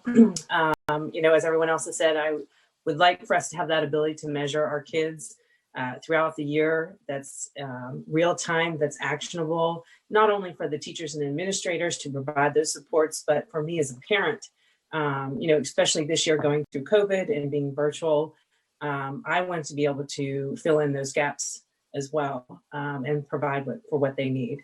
And I appreciate that Senator Donovan is working on this, and I hope that you all will consider passing this on. Thank you. Bertha Washington, please go ahead. I want to speak in caution for this bill. I helped design the SOLs, and they did not do what I had hoped they were going to do. However, this can also do the same thing, because testing all the time is going to be time consuming and extremely expensive. And if you start doing it as a regular test in September without pre-training the teachers, you're not going to get correct data. You're going to get data, but it will not be correct. Also, I think testing should be limited for elementary kids to mathematics, reading, and language arts, because those are foundational things in elementary school. Because if a child can read and comprehend and know number sense and all of that, you can teach it to history, science, English, and whichever later on once the testing shows where they need. But make sure you limit it to math, reading, and language arts. Thank you. Shakta Lakhani. Once again, thank you so much. I agree with the assessment part that, being able to read, write, and computing is very important, but also demonstrating those skills in real world are very important, are more important than that. I believe that we have to, I support the bill, but at the same time, we need new standards for teaching, making teachers accountable, and create a portfolio on each student of how they demonstrate, how they present, how they're able to speak. My IEP and my accommodations and learning standards were missing from my son's IEP. And result of that, no matter what I did outside and pay private providers, as soon as he would walk into the school and spend 5 days in the school system or the school weekdays, he would come back home blank and even forgetting what we taught him. So yes, we do need more real-time assessments, being able to reduce the gaps as they get visible, but also we need a balance and new standards for teaching as well. Thanks. And I support the bill. Candace Lucas, please go ahead.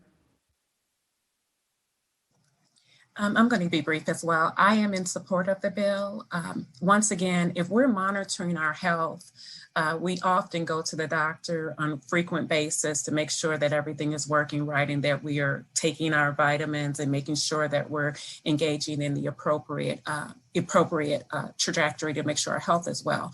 This assessment or this bill allows for us to measure the well-being of our children academically. Right now, so many of our children are suffering from academic malnutrition and they're not receiving the services that they need. And there's no one really to identify what nutrients they need. And so this bill allows for us to have the opportunity to address the issue, the academic famine that is going on throughout the Commonwealth, 12 identify the specific nutrients that each child needs from a universal level so that we can build up our children academically so they're no longer facing academic malnutrition. Thank you. Thank you. And do we have any speakers in opposition to the bill? If so, please raise your hand. Madam Chairman, while they're raising their hand, I'll just mention Holly Coy was going to be on monitoring in case anybody had any questions.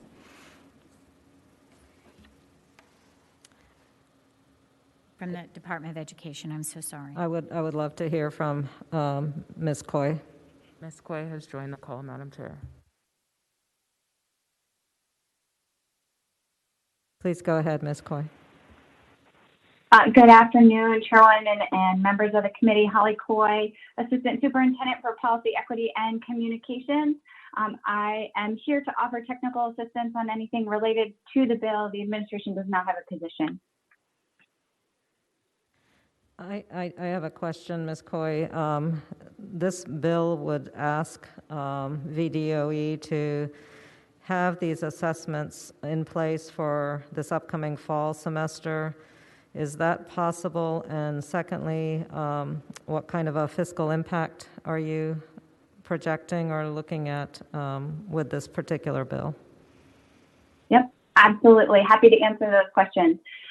So yes, part of it can be implemented this coming school year. It may be helpful to think about our current SOL assessment system as being built with Legos.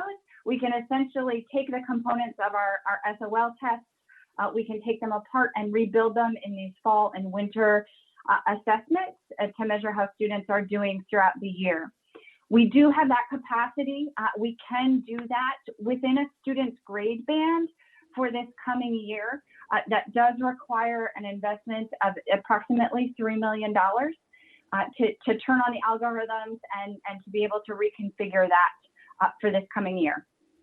Beyond that, there has been interest in this bill and in the House bill in ensuring that we can assess students off grade level, so that when we provide this assessment at the beginning of third grade, for a third grader, we know if he or she is at a first or second grade or third or fourth grade level for that matter. Unfortunately, we don't have that capacity right now, so implementing that off grade level assessment will require additional investment from the state as well as time to build out those additional question banks so that we can do that. The approximate cost and time for that would be another $7 million total and would be another year out from there. Thank you. Are there any other questions from committee?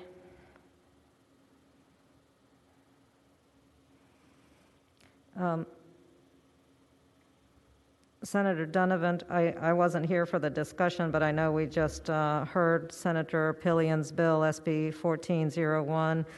If it's possible for you, would you be able to speak to how your bill would interact with that bill, which I understand reported out of this committee? And Madam Chairman, we would have to discuss that. I think if they both go on to the full committee. The differences, as I understand them, between the two bills are, number one, his allows local development of the assessments in lieu of SOLs, but he does not specify the two diagnostic assessments followed by a progress assessment. He leaves that open, and mine requires DOE to develop the assessment tools, and that would be the big difference, the big differences. But we'd have to reconcile that because they couldn't both go forward. Thank you. Was there a question? Okay. You know, as an educator, I see the tremendous value in an assessment that looks at student progress and is able to make those sound learning decisions on a very individualized basis. I certainly agree that we have to develop different diagnostic tools and assessments. My concern is that to try to implement something that is a fairly big shift for our schools and for the assessment process. To do that by next fall is a challenge, and I was going to recommend that if we could delay this for a year and really give our Department of Education an opportunity to engage. I know they've started this conversation and they've been working in this direction, and I think most educators are supportive of measurement of growth.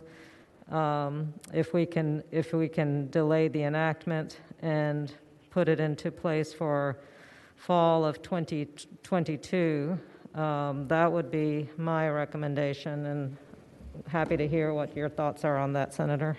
Madam Chairman, my initial concern is that COVID has created such a crisis in education, especially for K-12, that I think we would be losing an incredibly valuable year.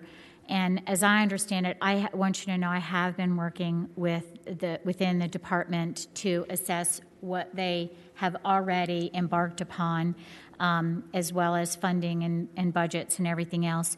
They are able this year, if we make it a priority, to reassemble the SOL into shorter tests that are 2 assessments, so we don't wait to the end of the year to see where our kids are and if the teaching to the SOL worked, but to assess them in the fall and to assess them in using the same basically testing modalities. It's not a full triple price because it is 3 smaller tests, but it's implemented the same way. And they have the capacity to do that. They would like us to give them a year to build out the more sophisticated evaluation of the different grade levels. They cannot do that this year. But I think you've probably heard from your parents too. They don't know where their kids are in education right now after virtual. And I think it's an opportunity for us to not actually impose upon DOE because they've started moving in this direction. They just want us to reiterate this as a shared value. Thank you. I had one question. Yes, Senator. Senator Donovan, how does what you're proposing interface with what Senator Pillion proposed? His is for local development, and mine is for centralized DOE development that's completely aligned with our SOLs. Mm-hmm. And there is some concern that if we decentralize this, that there might be tests that don't meet the same quality benchmarks that would like, and I think there's my opinion is, and I think that the consensus at DOE is that being able to do it centrally but provide it for all the localities will keep that value of we have SOLs that are universal at all schools, but we're going to change everything that we do so that it's more centered on the kids and diagnostic and then progress instead of this scary did you learn at the end of the year. And I have the 3 tests instead of leaving it open for the localities. I see that Ms. Coy has her hand up. Ms. Coy, please go ahead. Senator, just want to expand upon that to provide clarity since the question has been asked a couple of times here. So Senator Pillion's bill would reduce the number of SOLs that are administered by the state. There are a few whereby we go above the federal requirements. So his would eliminate those end of the year SOL tests. Depending on how the core subjects are defined in this bill, that may or may not impact them. If it were just math and reading, then the federal minimum bill would not have any impact on a growth assessment bill. If the core subjects were defined to include history and social studies, then there may be some interplay between the two proposals. Thank you. Well, hearing no further discussion, is there a motion on the floor? Move to report. Second, please take the vote. Senator Howell. I'm going to abstain her. Okay. Senator Locke.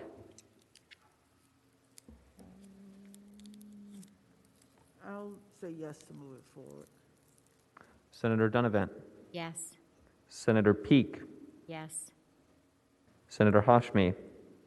Yes, with the understanding that I think I would like to engage in some more discussion next week in full committee. Thank you, Senator. 4 ayes, 0 nays, 1 abstention. Thank you. And there she is. I think, are those the last 3 bills then, Senator McClellan's? Okay, thank you.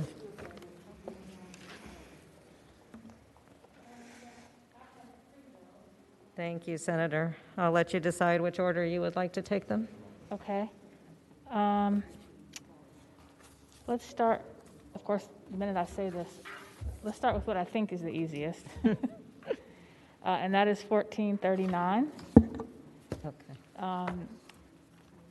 1439 is a bill that I brought after working with a number of teen Democrats up in, actually around the Commonwealth, and this would give students grades 7 through 12 the option of an excused absence from school for 1 half day per school year in order to participate in a civic or political event of their choosing.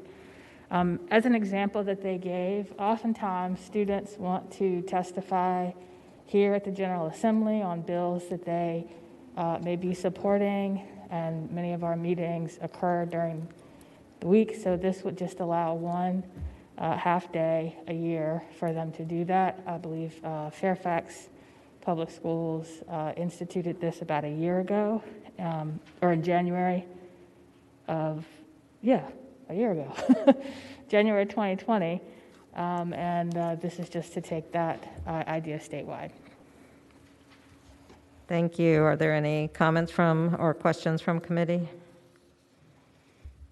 Is there anyone wishing to speak in favor or support of the bill? This is SB 1439.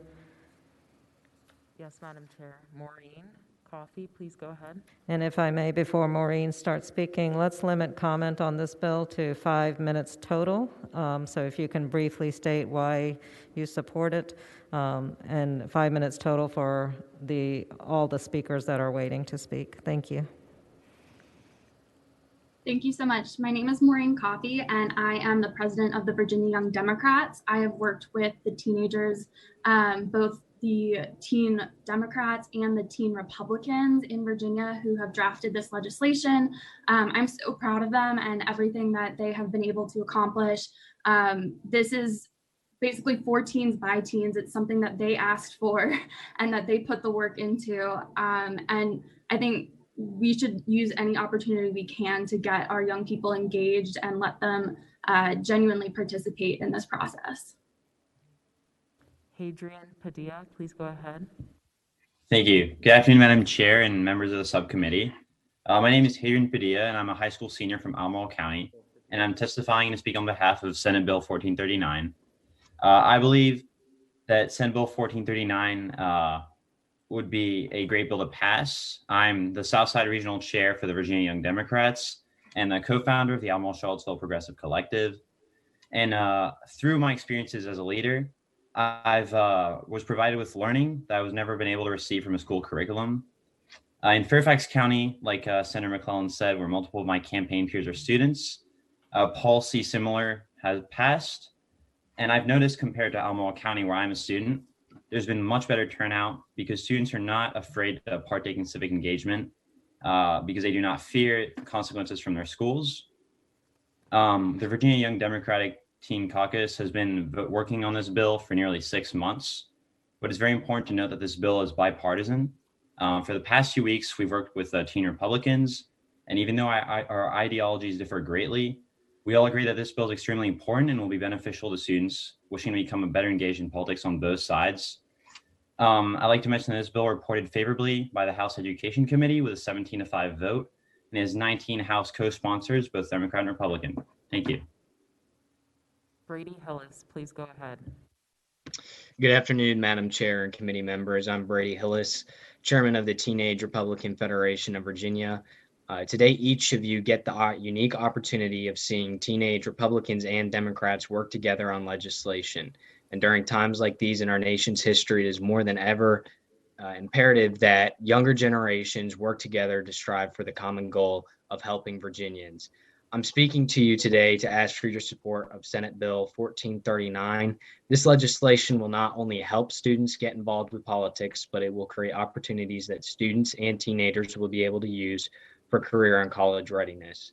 This bill will allow students to be excused from school to actively participate in civic engagement, such as visiting their delegate or state senator or visiting with other elected officials, as well as being able to attend political events such as rallies and protests. This bill allows students to not only exercise their First Amendment rights, but it also allows students to create networking that will be useful for later opportunities, such as applying for college or applying for a job. I've heard some of the opposition to this legislation from my side of the aisle in the House of Delegates, and that they should leave this issue up to the school board to decide. From my experience, my school board is politically aligned one way, and so are the administrators at my school. If I were to request for something like this bill to be passed at the local level, the door would be slammed in my face. I hope that the fellow members from my own party will vote in support of this bill. This bipartisan legislation will get more teenagers involved in the civic process, whether that be at the local, state, or federal level. I hope each member present today will support Senate Bill 1439. Thank you. Bertha Washington, please go ahead. I am positively in favor of this bill. The younger the child is in participating in our civic responsibilities, the longer they will participate as adults. And an educated child is a better voter. Thank you. Stacy Haney, please go ahead.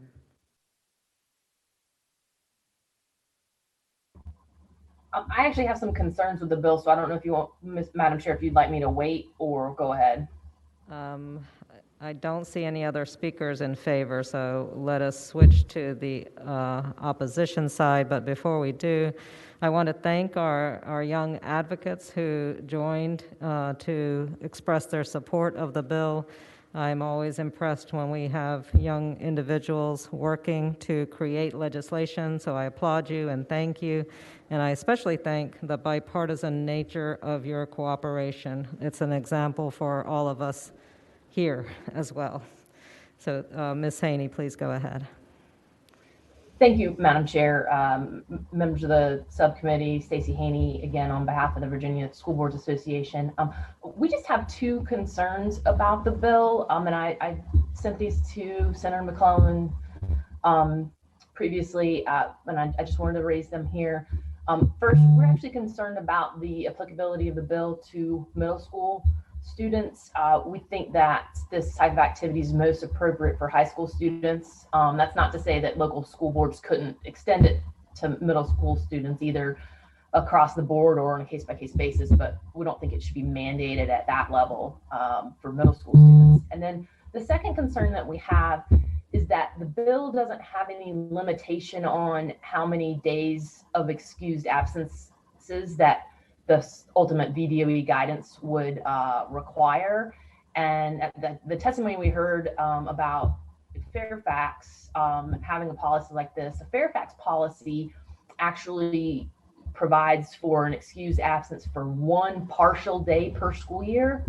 And this bill doesn't include any limitation. I think Senator McClellan mentioned that when she presented the bill, but there's no limitation on. So for example, the department could come forward and say you have to allow 10 days a year or unlimited or whatever. And so I think we would like to see some parameters put in the bill at this point, and I would request that it be consistent with the Fairfax policy of one partial day per school year. Again, that wouldn't stop the school system from allowing more days, either in their own policy or on a case-by-case basis, but that would set the minimum in the bill rather than leaving it open. And so those are just the two concerns that we have. And I would also echo Madam Chair's comments of commending the students who advocated for this and worked together. I think that's commendable, and we understand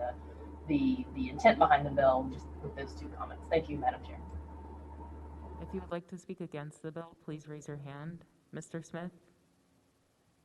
Tom Smith, Superintendent's Association. I just wanted to say that we have the same concerns as the School Board Association, and would like to clarify the number of days. That was a concern to us. Thank you. Senator McClellan, would you like to clarify the number of days or any of the other issues that were raised?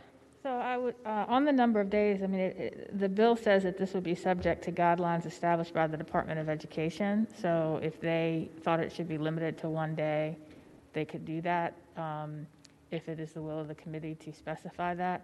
While I did say 1/2 day in my statement, which was a misstatement, I meant to say that's what the policy that Fairfax has.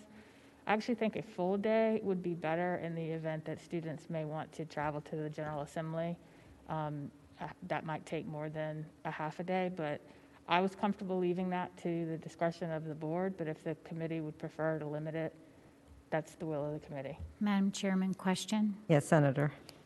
Madam Chairman and Senator McClellan, I thought I understood, I could be wrong, but I thought I understood that there was a codified limit of the number of days of excused absence you could have during a school year. You're only allowed a certain amount of excused absence, Right. and this is just one more reason Yes. why you are allowed to have. So I don't know that we need to specify for this if it's already specified that there's a limit of total. You know, I mean, I think I remember that when my kids were interviewing for college. There was only a certain number of days they could have. That is absolutely correct, and thank you for that point. On the whether it should be middle school or high school, I would only note that I personally got interested and engaged in the civic process in 11th grade. I'm sorry, as an 11-year-old in 6th grade, as a part of my U.S. history class in middle school. And in 8th grade, where you often will have the beginnings of civics, I don't think we should limit it based on middle or high school, because there are people younger and younger getting engaged and interested. And as a matter of fact, in my son's school, there were kids that were getting interested in the process and in government as young as 3rd grade. So we already didn't go elementary school because that is more complicated, but I would prefer it stay middle or high school. Madam Chairman, Yes, Senator. move to report, and if I can speak to the bill. Yes, please go ahead. I would just point out that our pages that are usually here are in middle school. That's true. And I think that middle school and high school within the confine, and it's just one more reason that it is an approved absence, and I think it's great work on our students' part, and I hope that we'll report the bill. And I second your motion. Please take the vote. Senator Locke, Senator Locke votes yes by proxy. Senator Donovan, Yes? Senator Peak, Yes? Senator Hashmi. Yes. 4 ayes, 0 nays. Thank you, Madam Chair. The next bill is Senate Bill 1257, which is a bill you have seen before. I introduced last year, and this is a bill to fully implement the standards of quality recommended by the Board of Education back in 2019. And I think the bottom line here is our Constitution says that the General Assembly should strive to provide a high-quality public education. And we trust the experts at the Board of Education to determine what is it we need to do to meet that quality standard. And after, those experts, after public comment, after hearings, have recommended the standards that include the staffing ratios for support personnel, from counselors, social workers, instructional aides, administrative and custodial staff, an equity fund to help address inequity in education by combining the 2 other mechanisms that we normally use in the budget, and yet we've ignored that. And so what this bill does is just implements what the board has told us we need to do to provide a high-quality education to every child in Virginia, regardless of zip code. This is supported by a wide coalition. I'm not sure how many are here to testify, so I'll wait until the end to tell you who all is included in that coalition in case they're able to speak. Thank you, Senator. Are there any questions from committee? Let's go ahead and hear from those who wish to speak in support of Senator McClellan's bill, SB 1257. And if we could limit in total the comments to 10 minutes, please keep your comments brief and be cognizant of others who will want to speak after you. Thank you. Chad Stewart, please go ahead.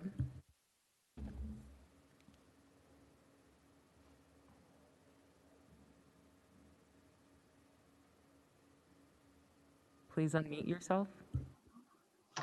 Okay. Thank you, Chairwoman and committee members for your time this afternoon. My name is Chad Stewart, and I work for the Commonwealth Institute for Physical Analysis. And my organization is a member of the Fund Our Schools Coalition.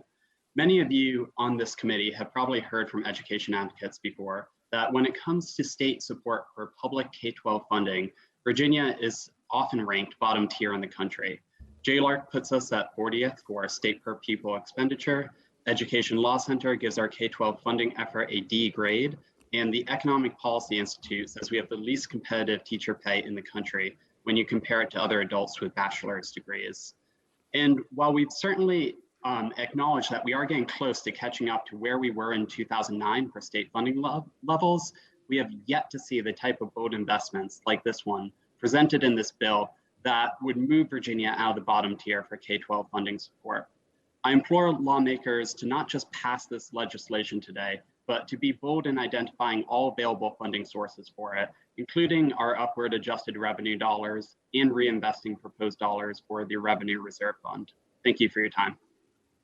Thank you. And before we hear from our next speaker, I'll just share my fellow committee members. We're trying to juggle with our finance committee as well, but I have been given the proxy, and all of the subcommittee members that are here and have given proxy are in full support of Senator McClellan's SB 1257.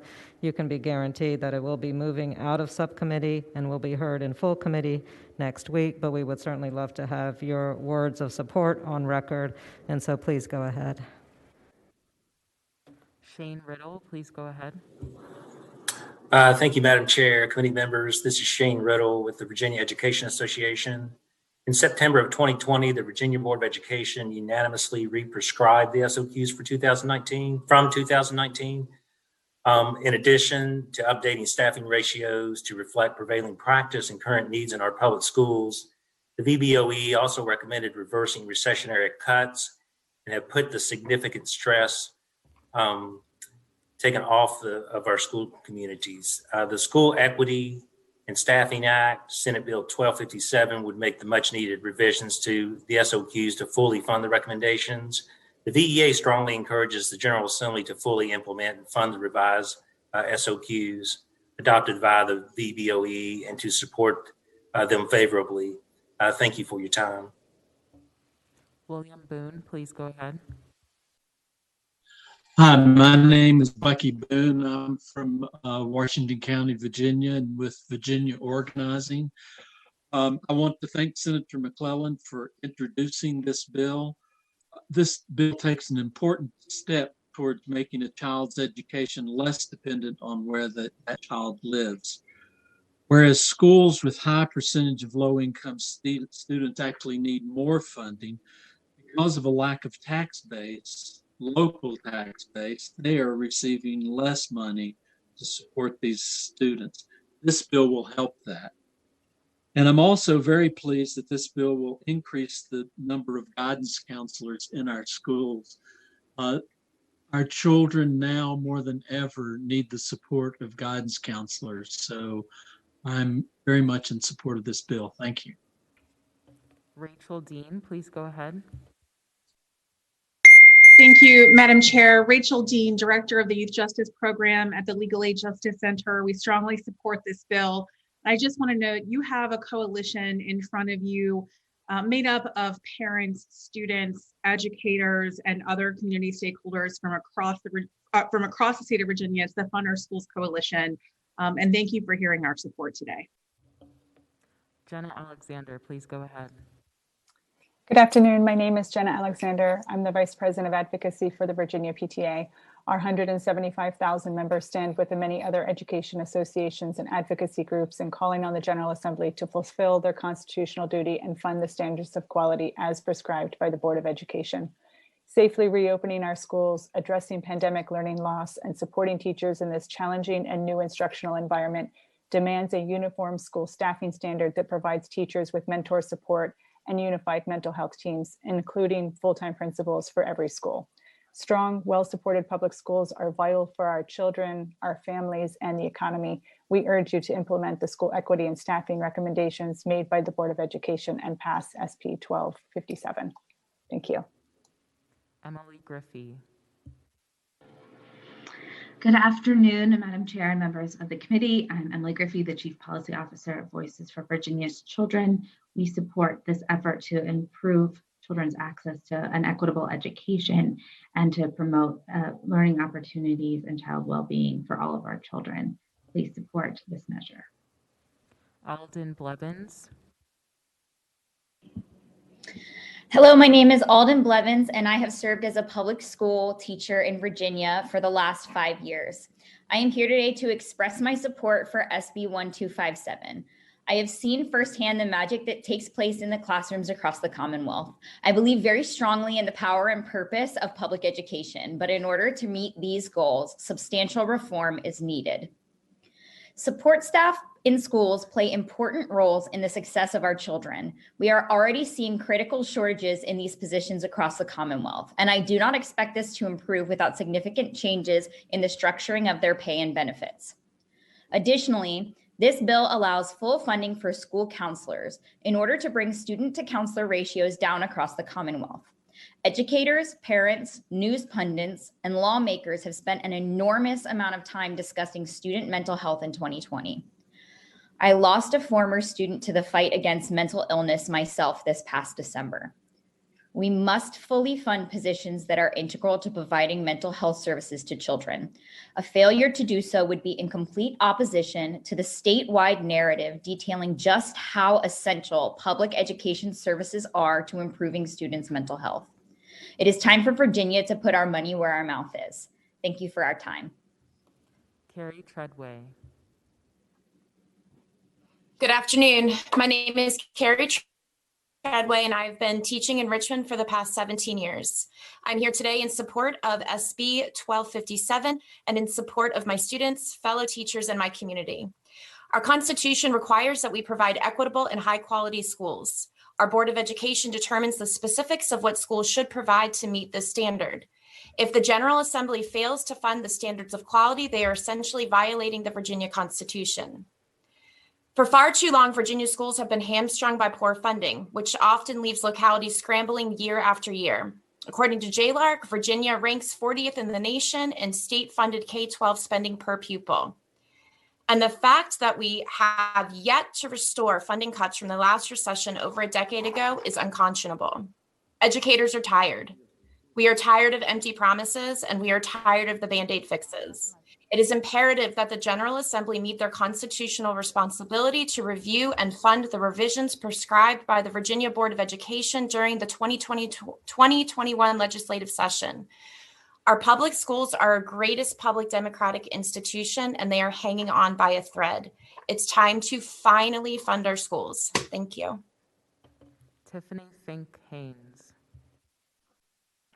Thank you, Madam Chair and members of the committee. My name is Tiffany Fink Haynes, and I'm here on behalf of American Federation of Teachers in Virginia and our thousands of members that work in Virginia's public schools. We're a proud member of the Fund Our Schools Coalition, and I'll just echo everything you've heard before me today. We strongly support and thank Senator McClellan for her leadership on this legislation. Our schools are severely underfunded, and this bill is greatly needed, especially now with the COVID-19 pandemic. We fully need to fund our schools in order to make sure our students get the quality education that they deserve. Thank you for supporting this bill, and we look forward to it moving to the full committee. Kenneth Gilliam, please go ahead. Good evening, Madam Chair, members of the subcommittee. My name is Kenneth Gilliam, and I serve as the Policy Director for New Virginia Majority, and we are also a proud member of the Fund Our Schools Coalition, and we proudly support this bill. Thank you for your time. Deanna Fierro. Thank you. My name is Deanna Fierro, and I'm a Virginia educator in Henrico County and a resident of Richmond City. I've taught for 10 years, and over the 10 years that I've been teaching, I've noticed it many times how ineffective the teacher, principal, and superintendent performance evaluations are because we don't fund our standards of quality. It's a surprise to hear a teacher say that about evaluations, but it's true.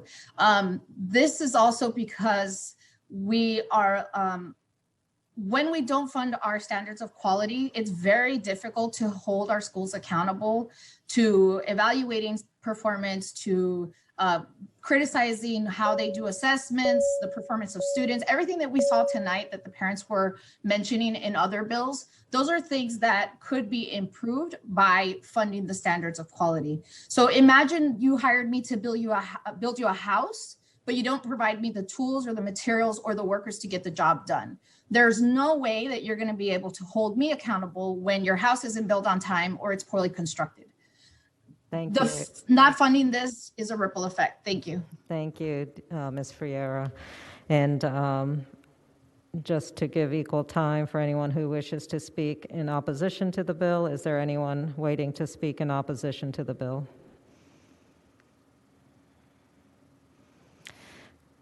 Well, I move to report and I second that motion. Let's take a vote.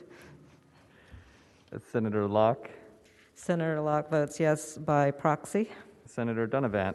Yes by proxy. Senator Hashmi. Yes. 3 ayes, 0 nays. Thank you. Senator McClellan, do you have people waiting to speak on SB 1316? I believe there's one person at least. Okay. Very quickly, I'll tell you what the bill does and then get right to them to give them an opportunity to speak. This is a bill this is Senate Bill 1316 that will help begin to stabilize the child care industry and early childhood education, which has been decimated by COVID. But before COVID, there was already a shortage of sufficient child care and early childhood education to meet the demand, and we all know that the equity gap begins at birth. So what this bill would do is first create a system of portable background checks. Right now, anyone who wants to be a child care provider or teacher must get a background check every time they apply. And I know of one instance, although there's more than one instance, but one example of how this can be a barrier is if you are applying for multiple jobs at one time, you have to get a background check for each one at $50 each. This now would say if you have had a background check within the 5 years that a background check is valid, that follows you, and the employer can just go to the Department of Social Services, or in the case of a school-based daycare or preschool, to the superintendent of schools, which will help provide flexibility in hiring the workforce. The bill then establishes a 2-year pilot program to allow the state to provide more flexibility in how federal subsidies are spent based on the number of students enrolled, not the number of students who actually attend. And that is how those subsidies are spent now. But staffing decisions, supply decisions, all have to be made, capacity decisions have to be made based on enrollment, not attendance.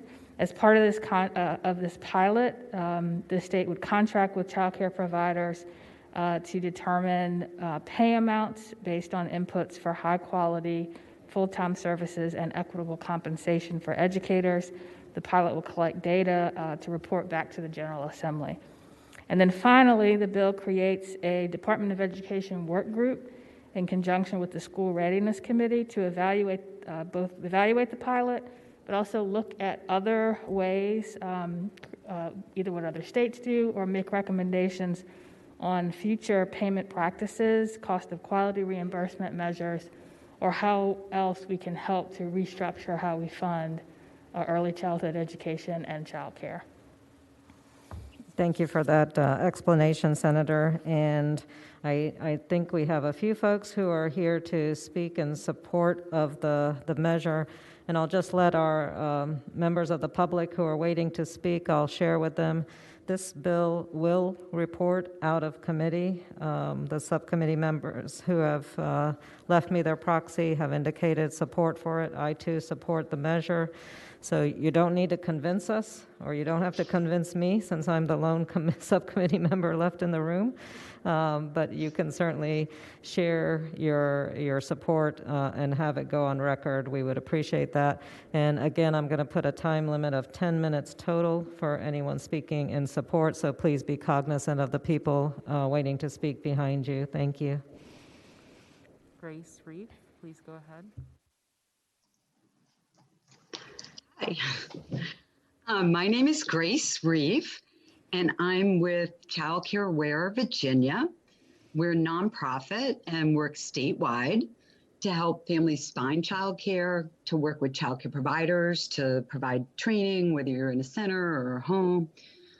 Senator McClellan, I just want to say good to meet you. If I were there in person, I would like to shake your hand. We fully see the need, particularly now in COVID, to have substitutes, and that's what portability for background checks is about. So currently I heard you mention, if you apply for a bunch of jobs, you have to get a background check. In the context of childcare, the way the state law reads is each childcare center actually owns that clearance screening.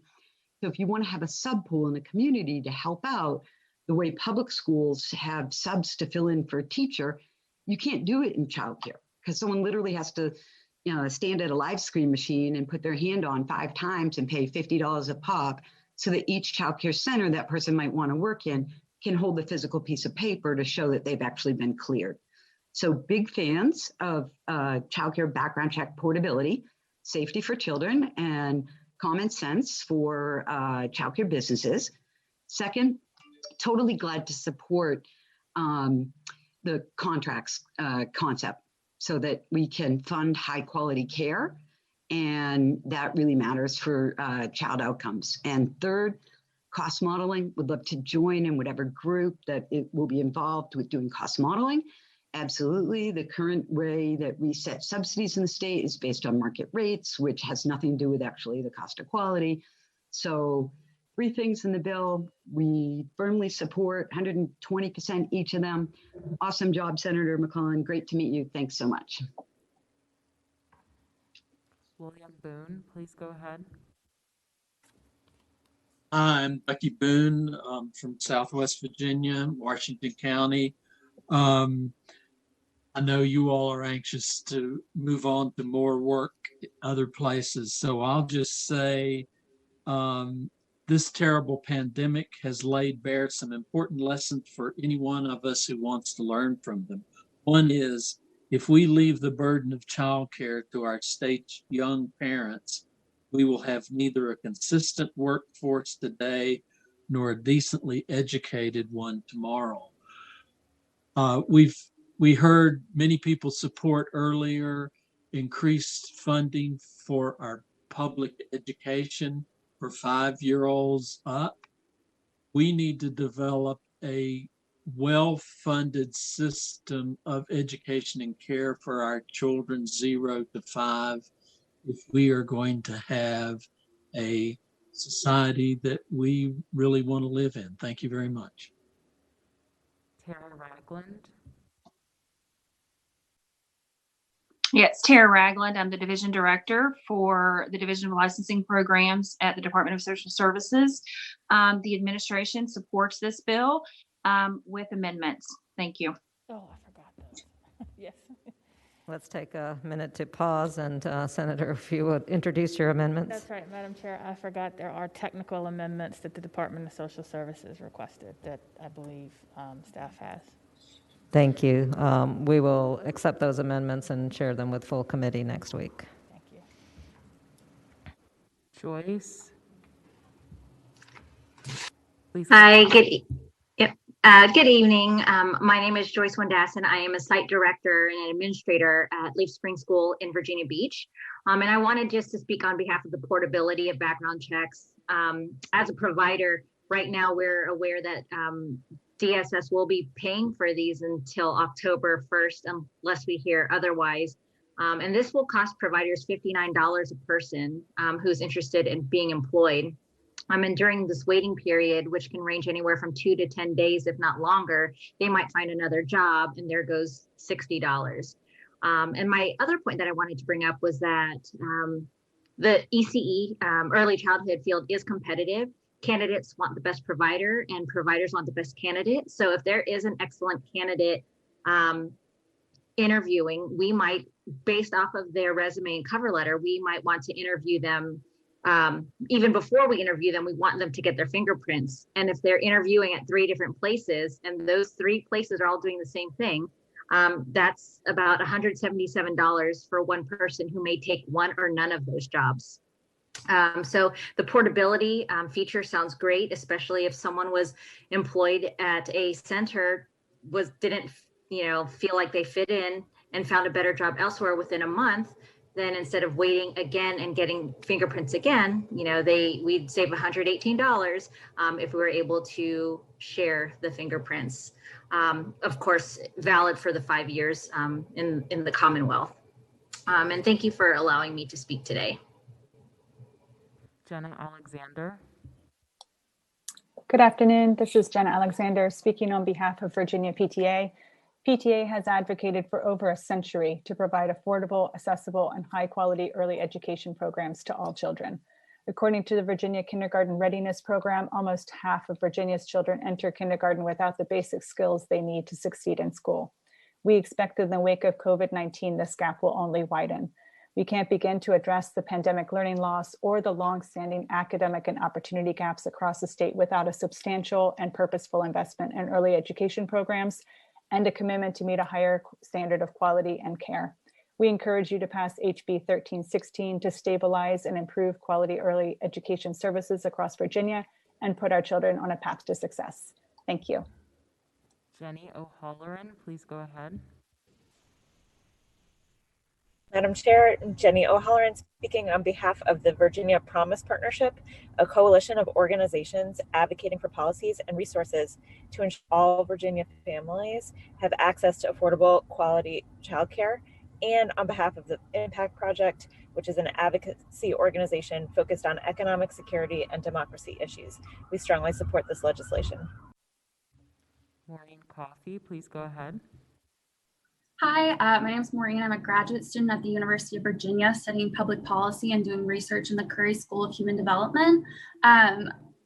Early childhood education is one of the best uses of public funds. We've seen returns of 16 to 1 for every public dollar spent on high quality early childhood education.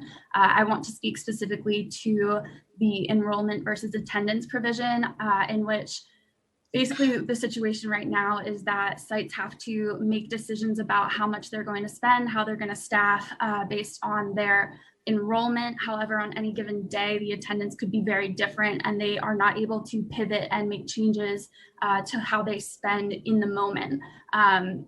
Changing to an enrollment based system would really decrease the amount of risk and allow providers to be able to have a clear stream of revenue. They would have certainty of their income. And since childcare is already operating on such small margins, that is really, really key to keeping our childcare centers open, particularly given that COVID has already shut down almost 2/3 of our childcare centers in Virginia. Emily Griffey, please go ahead. Hi, good afternoon, Madam Chair. Emily Griffey, the Chief Policy Officer at Voices for Virginia's Children. And I want to speak quickly to the equity elements of this provision and make sure we get Dr. Fortune in next. But this opportunity allows us to fund the true costs of quality early childhood education that will enable us to pay our early childhood educators what they deserve for being so essential in this field, and to stabilize this industry as we recover from COVID-19. This is forward thinking, it's innovative for Virginia, and we hope to continue to take these approaches to stabilize and recover in our childcare sector. Naveen Fortune, please go ahead. Thank you. Thank you. Good afternoon. Thank you, Madam Chair and committee members. Thank you for your time today and for the opportunity to speak in support of SB 13. I am Dr. Naveen Fortune, and I am the public policy lead for the Virginia Association for the Education of Young Children. I'm also the program director of the Preschool Academy here at Norfolk State University. The Preschool Academy provides high quality early learning experiences for children ages 2.5 to 5. As a campus-based program, we provide practicum, internship, and volunteer experiences for the college students enrolled here at the university and also for the college students enrolled at Tidewater Community College. The state of background checks for early childhood programs have caused some headaches and difficulties for us. Students preparing, for their practicum or student teaching complete background checks as part of their university application packet for placement at a site. And the college students are responsible for the payment. Then at the early childhood site, college students must also complete background checks.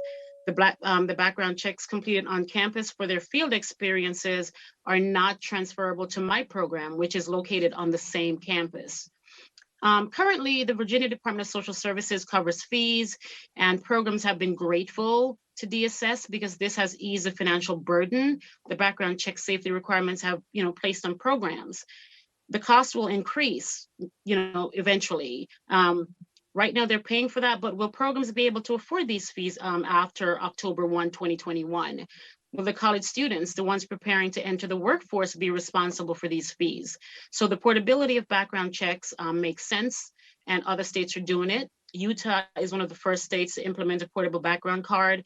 Georgia is doing it. However, their background checks are done annually. And Washington State is also doing portable background checks, and theirs are valid for 3 years. So the portability of background checks makes sense and will be cost effective. As a program director, I support Senator McClellan's child care bill, and I ask you to do the same. Thank you. Thank you, Dr. Fortune, and I love the vision of your books behind you. Thank you. And I believe that concludes all the speakers who wish to speak in support of the bill. Are there any who wish to speak in opposition to the legislation? If so, please raise your hand. Seeing no raised hands, Senator Donovan has rejoined us. And Senator, we are looking at SB 1316. If you have any questions or comments for the patron, please go ahead. Madam Chairman, mechanical, just running, sorry, thank you. But so the record will be kept at what department? So right now there are two types of facilities. If it is a school-based center, then the superintendent of public instruction at the Department of Education. If otherwise, it'll be the director of the social services. So when we moved early childhood over to education, because DSS does the licensure, it's still there. I know that's all mixed up between those. Okay. Yeah. All right. So that's easy. So that makes it portable because of a reliable resource. Yeah. That's right. Thank you for the clarification. Appreciate it. Senator McClellan, do you have any closing comments? I don't. I think the providers and the advocates have pretty well summed up why this bill is necessary. And I would just say that this will help to stabilize an industry that is critical to both education and our economy and the workforce, and is already on the brink of collapse. Yes, thank you very much. And thank you for bringing this bill forward. I move to report. Second. Let's take a vote. Senator Locke. She votes yes by proxy. Senator Donovan. Yes. Senator Peak. I think he's a yes, but I'm going to abstain because I don't know. Senator Hashmi. Yes. 3 ayes, 0 noes, 1 abstention. And does that conclude our docket for today? It does, Madam Chair. Thank you very much for all of your assistance to all of our staff. Really appreciate the assistance, and the committee will rise. Thank you. Chairman, we're the Senator. longest committee here today. I'm sorry?